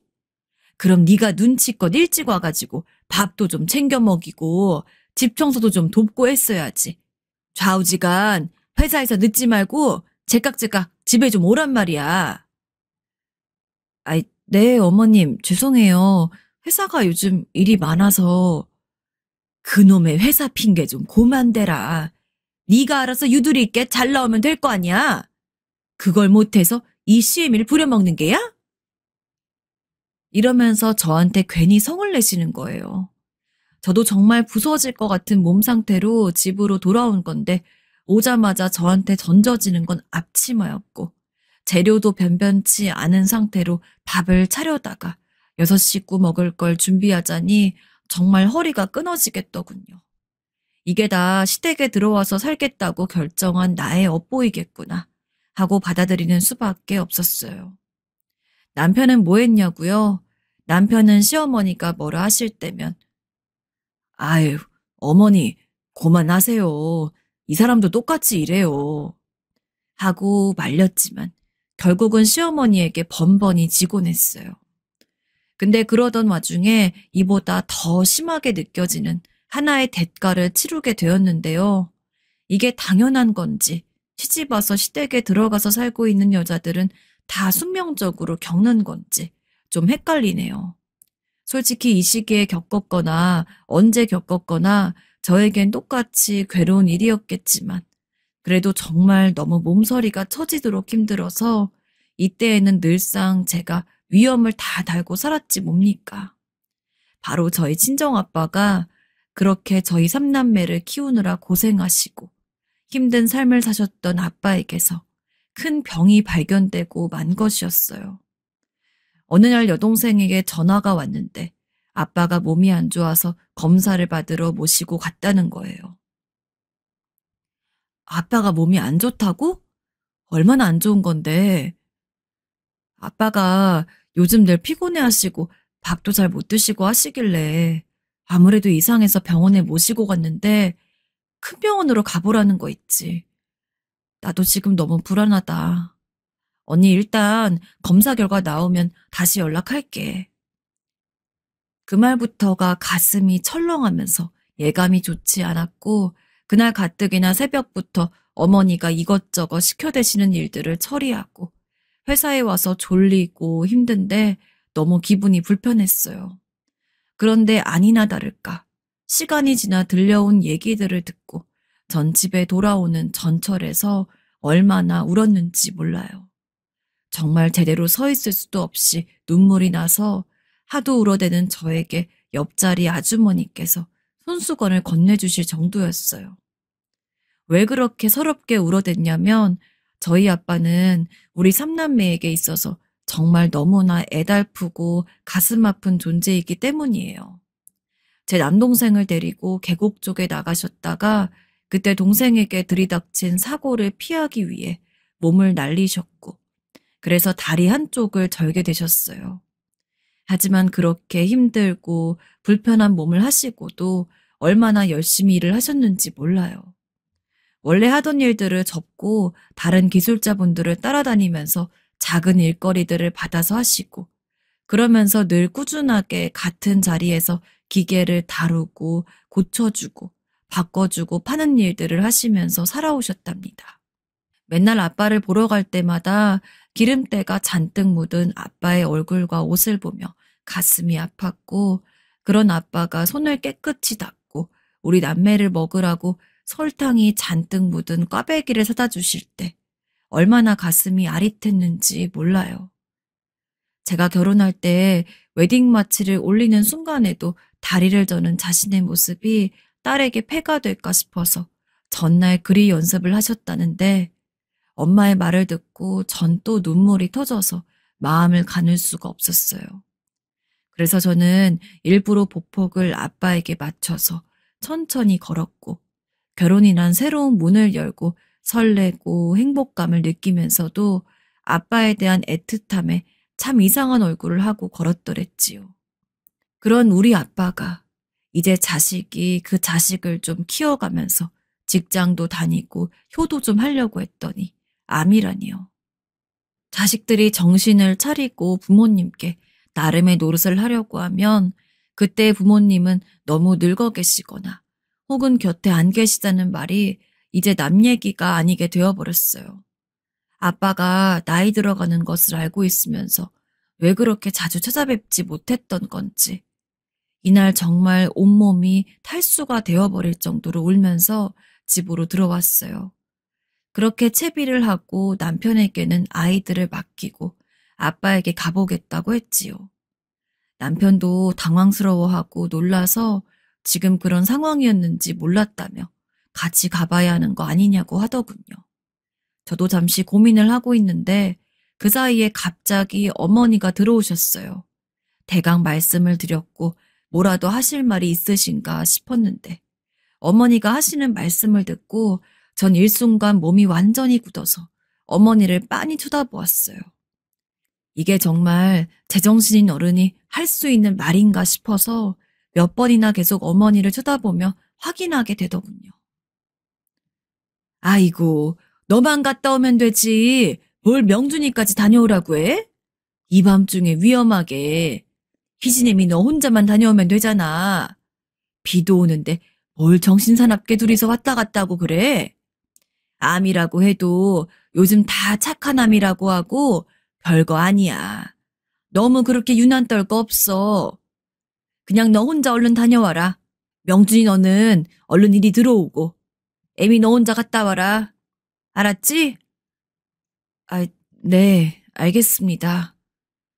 아니 다른 것도 아니고 사돈어른이 그리고 저희 남편에게는 장인어른이 이렇게 위독한 상태의 질병을 판정받으신 거잖아요. 그런데도 어떻게 저런 말을 하실 수가 있는 건지 전 도무지 이해가 가지 않았어요. 사실 밤길이 위험했으면 여자인 제가 더 위험하지. 덩치도 곰같이 큰 본인 아들이 위험하겠나요? 암튼 어이가 없으면서도 일단은 그냥 나와버렸고 어머니에 대한 분에 빠져있기에는 제 상황이 너무 좋지 않아서 빠르게 걸을 수밖에 없었어요. 얘기를 들어보니 생각보다 아빠의 상태는 너무 나빠서 다들 아연실색하고 있는 상황이더군요. 아빠, 우리 딸 왔어? 아빠는 환히 웃어 보이시려 했지만 전 웃을 수도 울 수도 없이 있다가 그대로 무너져 버렸어요.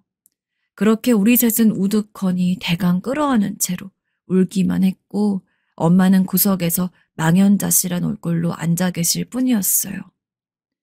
이날 힘없이 집으로 돌아오면서 전 아빠의 말도 안 되는 그 허약해 보이는 모습을 보면서 몇 번이나 결심을 했어요. 당분간은 아빠를 위해서 살겠다고 말이에요. 그렇게 평생을 처자식만을 위해서 힘들게 살아왔던 우리 아빠.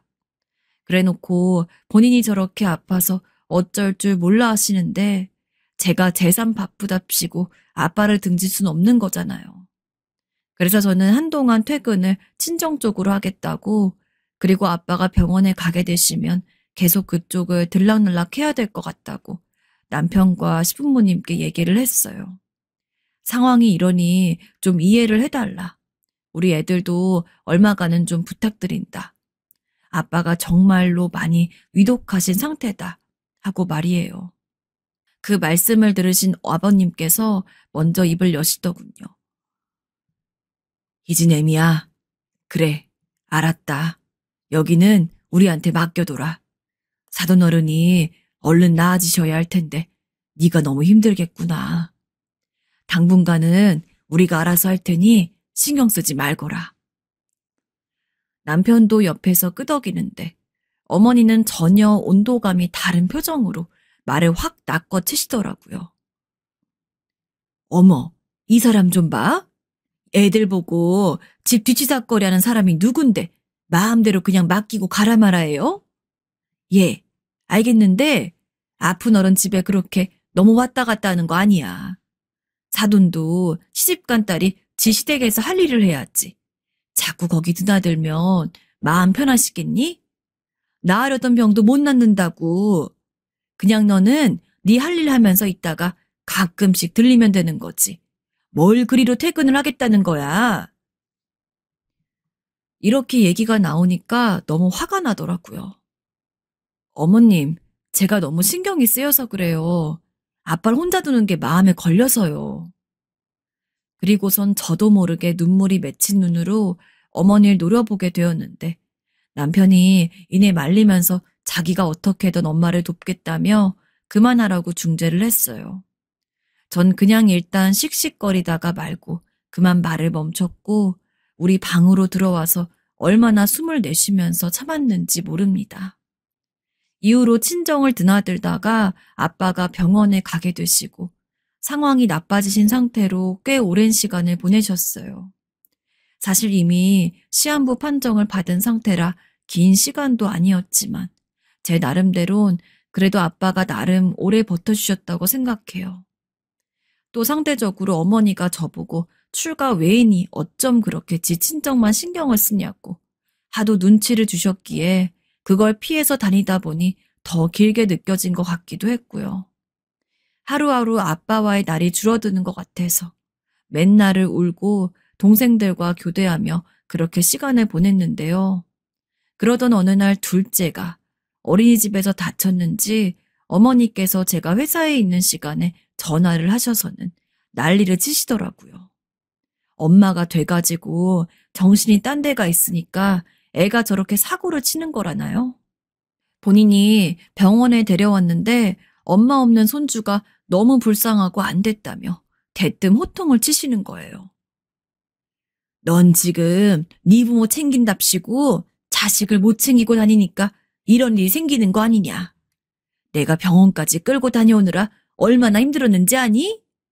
너 정신 좀 똑바로 차리고 살아. 어? 그때 진짜 얼마나 이가 갈리던지.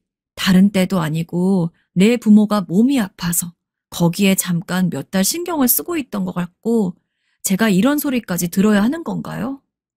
결국 너무 시달리다 못해서 어쩔 수 없이 동생들에게 말을 해서 제가 드나드는 텀을 좀 줄이기로 했어요.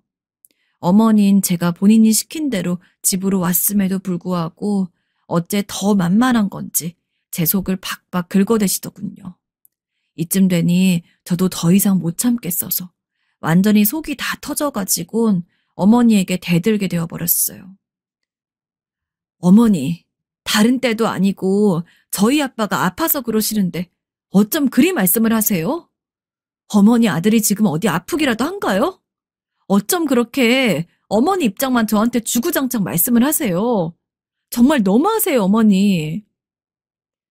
이러면서 울음이 터져 나와서 엉엉 울고 남편이 나와가지고 어머니께 뭐라 화를 내더라고요. 엄마, 그만 좀 잡아요. 가뜩이나 힘든 사람을 왜 그렇게 쪼아대요? 뭐? 내가 쪼아대?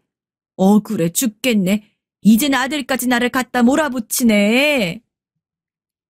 그러면서 본인이 소리를 질러대시는데 그 소리에 애들까지 엉엉 울어대니 진짜 딱 죽고 싶은 심정이었어요. 왜 이렇게 저를 못살게 구시는 건지 정말 미치겠더군요. 가뜩이나 길어지는 아빠의 상황에 저도 심적으로 너무 지쳐 있었고 중간에 애들도 확실히 엄마인 제 손길이 그립긴 했는지 자꾸 어디가 아프고 열이 나고 해서 정말 숨 쉴 틈도 없이 바빠졌어요. 그러다 저도 몸이 너무 안 좋아졌고 동생이랑 교대하기로 했던 날 차마 가지 못하고 그냥 집으로 와서 쉬게 되었는데요. 그날 글쎄 말도 안 되는 연락을 받게 된 겁니다. 누워서 잠깐 깜빡 잠이 든 순간 계속해서 머리맡에 핸드폰이 골이 아프도록 울려대서 어쩔 수 없이 받았는데 여동생이었고 언니하고 저를 부르는 소리부터 예감이 좋지 않았어요. 그리고 이후로 이어진 말들은 이미 어느 정도 예감을 하고 있었음에도 불구하고 제 심장을 미친 듯이 뛰게 만들었습니다. 아빠가 급격히 상태가 나빠지셨으니 지금 빨리 와야 된다는 거예요. 그 말에 넋이 나가서 보이는 대로 옷을 주워 입었고 놀란 남편이 저를 태워서 병원까지 데려다 주었어요. 그렇게 해서 정신없이 뛰어 올라갔는데 그렇게 해서 마주한 풍경은 저를 그대로 주저앉아 쓰러지게 만들어 버렸습니다. 아빠는 제가 도착하기 얼마 전에 숨을 거두셨다고 하더군요. 그것도 엄마와 여동생, 남동생이 누나 이제 곧 올 거라고 그렇게 말을 하는 바람에 겨우겨우 견디고 계셨으나 끝내 몸을 가누지 못하고 서로의 마지막을 보지 못한 채 그렇게 가신 것이었어요. 아빠, 안 돼. 나 보고 갔어야지. 이때 정말 얼마나 많은 회의가 밀려오던지 대체 내 삶이 뭐길래 내 피곤과 힘듦이 뭐길래 아빠의 마지막 모습도 보지 못했나 싶어서 미쳐버릴 것 같았습니다. 소리내어 울지도 못하는 저는 차라리 엉엉 울어대는 동생들이 부러울 정도로 목구멍 밖으로 아무 말이 나오지 않았어요. 이후로 장례로 이어지기까지 모든 관련된 연락은 그날 같이 따라온 남편이 바쁘게 움직이면서 다 전하게 되었고 전 정말 굳어있는 망부석 마냥 아무런 말도 뭣도 못한 채 기계적으로 움직이고 답만 했던 것 같아요. 그나마 배우자인 남편이 좀 더 이성적으로 움직여주어서 다행이다 싶었는데 얼마 지나지 않아서 어머니가 오셨더군요. 아버님은 집에서 아이들을 봐주고 계시는 것 같았어요. 일단은 썩 어머니를 뵐 기분은 아니었으나 그래도 사돈이랍시고 오셨구나 싶어서 인사를 했는데 어머닌 그 와중에도 절 제대로 보지도 않고 저희 엄마에게 인사를 하시더군요. 그런데 저희 엄마에게 건네시는 말씀에 저를 비롯해서 제 동생들도 눈이 찢어질 듯 커지며 동시에 어머니를 노려볼 수밖에 없었습니다. 어머님 본인 아들인 제 남편도 당황해서 벌벌 떨 정도의 말을 겁도 없이 늘여놓으셨어요. 사돈, 힘드시겠어요. 그래도 말이야 말이지. 70 되셔서 가신 거니까 그렇게 슬픈 일은 아니잖아요. 요즘 암으로 세상 뜨시는 게 별일은 아니고요. 기운 차리세요. 옛날 어른은 60도 못 살고들 가셨는데 요즘 70이면 그래도 호상이라고 해요. 게다가 돌아가실 때까지 시집간 딸이 저렇게 지극정성으로 왔다 갔다 하면서 지 남편이고 애들도 못 볼 정도로 챙겼으면 자식들한테 받을 만큼 받고 가신 거죠. 안 그래요? 네? 사돈 뭐라고요? 서 있을 힘도 없어서 양쪽에서 동생과 제가 부축하고 있는 우리 엄마에게 그게 할 말인가요? 호상이라니요? 그러면서 덧붙이는 말에 전 그만 폭발하고 말았습니다.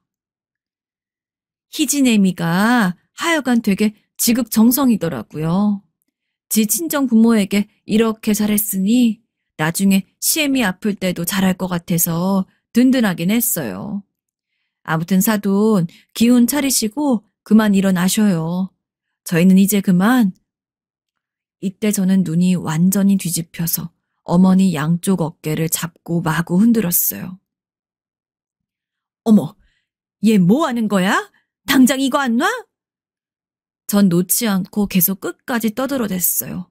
너무 흥분해서 눈에서 눈물과 콧물과 입가에 침까지 흐르는 것도 모르고 말입니다. 어머니, 진짜 제정신으로 하시는 말씀이에요? 뭐요? 호상이요? 시집간 딸이 지 가정도 제대로 안 돌보고 친정아버지 챙겼으니 그 정도면 호강받다 가신 거라고요?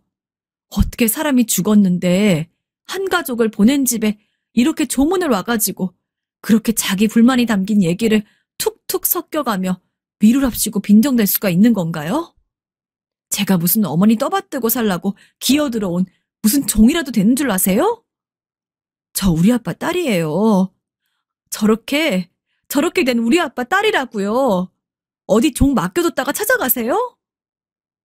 아니, 나는 그게 아니고.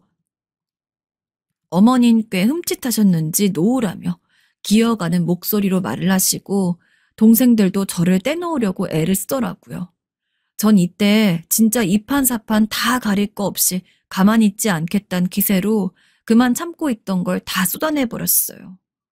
솔직히 이 자리에서 말할 게 아니긴 했는데 이만큼 유가족들에게 상처를 내다 못해 불은 붙이고 기름을 부어버린 어머니를 배려하고 싶지 않더군요.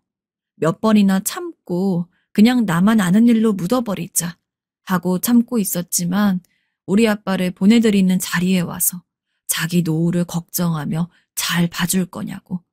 그래도 니네 아버진 호상이라고 말하고 있는 꼴을 보니 그냥 모든 연을 다 끊어버리고 싶었거든요. 어머니가 무슨 제 어머니예요? 어머니 자격이나 있으세요? 그렇게 잘나셨어요, 지금? 며느리네 친정아빠 장례에 와서 본인 아플 때 봐달란 말을 할 염치가 있으신 입장이에요? 제가 이런 말들을 쏟아내자 내내 당황해 있던 남편도 갑자기 정색을 하더니 왜 그렇게까지 말을 하냐며 좀 진정하라고 하더군요.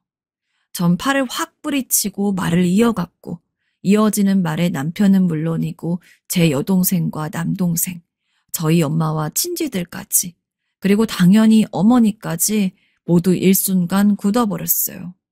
정말 이 얘기까지는 죽을 때까지 묻고 가려고 했는데 어머니가 사서 무덤을 파버리신 꼴이 되었습니다. 어머니 그 부동산 아저씨랑 만나고 다니시는 거 아무도 모를 줄 아셨어요? 뭐요? 저보고 여자가 돼가지고 지 남편이랑 새끼들을 버리고 지 친정 아빠만 쫓아다닌다고요? 그러면 어머니는 여자가 돼가지고 본인 남편이랑 자식이며 손주들까지 버리고 그게 뭐예요? 차라리 저처럼 친정 아빠라도 쫓아다니지 그러셨냐고요. 본인은 이렇게 세상 무서운 것도 없이 바로 옆 동네에 남자 만나러 다니느라 혈안이 대놓고 뭐요? 그러고도 꼴에 며느리 있다고 대접은 받고 싶으셨어요. 어디 요구하라면 해보세요. 해보시라고요. 어머닌 입이 반쯤 벌어진 채로 눈에 실핏줄이 터질 정도로 저를 놀아보면서 부들부들 떠시는데 제가 이쯤 말하니 더 이상 건드렸다간 겁이 나셨던 건지 뭔지 말을 더 못하시더군요. 이때 남편이 한숨을 푹 내쉬더니 부들부들 떨면서 저에게 말을 하더군요. 이게 무슨 말이냐고, 지금 왜 이러는 거냐고 말이에요. 전 그 자리에서 일어나 안쪽 방으로 들어가 가방에 있는 핸드폰을 꺼내왔고 사진첩을 열어서 손을 바들바들 떨며 사진 한 장을 찾아서 보여줬어요. 그 사진은 제가 한창 아빠 문병을 다닐 쯤 너무 기력이 없고 힘들어서 식당에 들어가서 육개장을 먹고 있을 무렵때였는데요. 뒷자리에 웬 아줌마 아저씨가 앉아서 밥을 먹는 것 같은데 어째 목소리가 익숙하더라고요. 그런데 저도 그때 너무 허기지고 힘들어서 그냥 한정없이 밥을 막 들이키고 있는데 이때 믿을 수 없는 말이 귀에 꽂혀 들어왔어요. 얼른 이거 한 입 더 먹어봐요. 여기 육개장을 우리 아들이 어릴 때부터 엄청 좋아했거든. 내가 용환 씨랑 한번 꼭 오고 싶었는데 아무래도 동네여서 말이지. 이때 저도 모르게 고개가 조금씩 돌아가서 살짝 보았는데 글쎄 어머니가 저 안쪽에서 우리 집 근처 부동산 아저씨랑 앉아서 밥을 먹고 있는 게 아니겠어요? 마주 앉은 것도 아니고 그 좁은 자리에 붙어 앉아서 말이에요. 처음엔 너무 놀라서 숨을 죽이고 다시 그릇에 얼굴을 파묻듯 가만히 있었다가 다시 찬찬히 고개를 들어보니 어머닌 제가 여기서 밥을 먹을 거라고 생각을 못 하신 것 같았어요. 사실 여기가 우리 집에서 한 30분 정도는 떨어져 있는 병원 근처에 있는 유명한 육개장 맛집이었거든요. 어머니나 남편이 여기 육개장을 좋아해서 가끔 이쪽 나올 때 포장해서 가져갈 때가 있었어요. 저야 병원이 근처이니 여기 들려서 먹고 있었던 건데 어머니가 아저씨에게 먹여주는 모양새하며 허리에 손을 감고 있는 그 끔찍한 아저씨 손하며 이건 누가 봐도 부부거나 불륜, 아무튼 그 이상이었어요. 왠지 이 상황에 같이 있는 게 무섭기도 하고 불안하기도 해서 속은 허기져 죽겠는데 더 삼키지 못하겠더라고요. 더 먹다간 체할 것 같아서 일단은 계산하고 밖으로 나왔는데 그때도 어머니는 전혀 눈치를 못 채신 것 같더군요. 전 가게 밖에서 한껏 줌을 땡겨서 어머니와 그 아저씨의 모습을 찍고 그러고도 숨을 겨우 들이쉬고 그냥 멍청이 서 있었어요. 이걸 어찌해야 하나, 말을 해야 하나 하다가 몇 번이나 지울까 말까 하다가 일단은 제 코가 석자였으니 그걸로 그냥 다시 집으로 돌아갔는데요. 아무리 그래도 남편을 생각하면 이런 건 묻는 게 나을 것 같아서 참고 있었던 것 뿐이에요. 그러고도 몇 달이 더 지나서 우리 아빠가 돌아가셨고 어머니와의 감정이 쌓여있는 동안 몇 번을 이걸 터뜨릴까 고민하다가 그냥 참았는데 장래에 와서 저 따위로 말을 해대는 걸 보니 이젠 안 되겠더군요. 그래서 결국 눈 딱 감고 그 사진을 공개해버렸고 남편은 그 이후로 충격이 꽤나 컸는지 집에 돌아온 후 며칠간을 말을 하지 못하고 있어요. 아버님께 말을 해야 하나 고민했는데 이미 남편이 전한 모양인지 집에는 말할 수 없는 냉기가 돌고 있고 어머닌 애들 방에 들어가셔선 그저 눈치만 보기 일쑤입니다. 저를 보면 눈은 죽일 듯 살기가 올라 있으면서도 억지로 웃으면서 참는 듯한 모양새에 전 더 역겨워서 못 견디겠고 말이에요. 지금 집 분위기도 보통 살얼음판이 아니라 웬만하면 내가 말하지 않고 참았어야 했나 싶지만 저도 사람인걸요. 사람이 사람답게 행동했을 때 상식이 통하는 거지 그 상식을 멋대로 벗겨버렸을 때는 자기도 어느 정도 똑같이 얻어맞을 각오를 해야 된다고 생각해요. 솔직히 저는 할 만큼 했고 참다가 할 일을 했다고 생각됩니다. 아빠를 향해 그런 무지막지한 말들을 내뱉은 걸 생각하니 여전히 후회는 없어요. 향후 어머니가 어떤 나락의 길을 걷던 간에 전 상관하지 않을 생각입니다.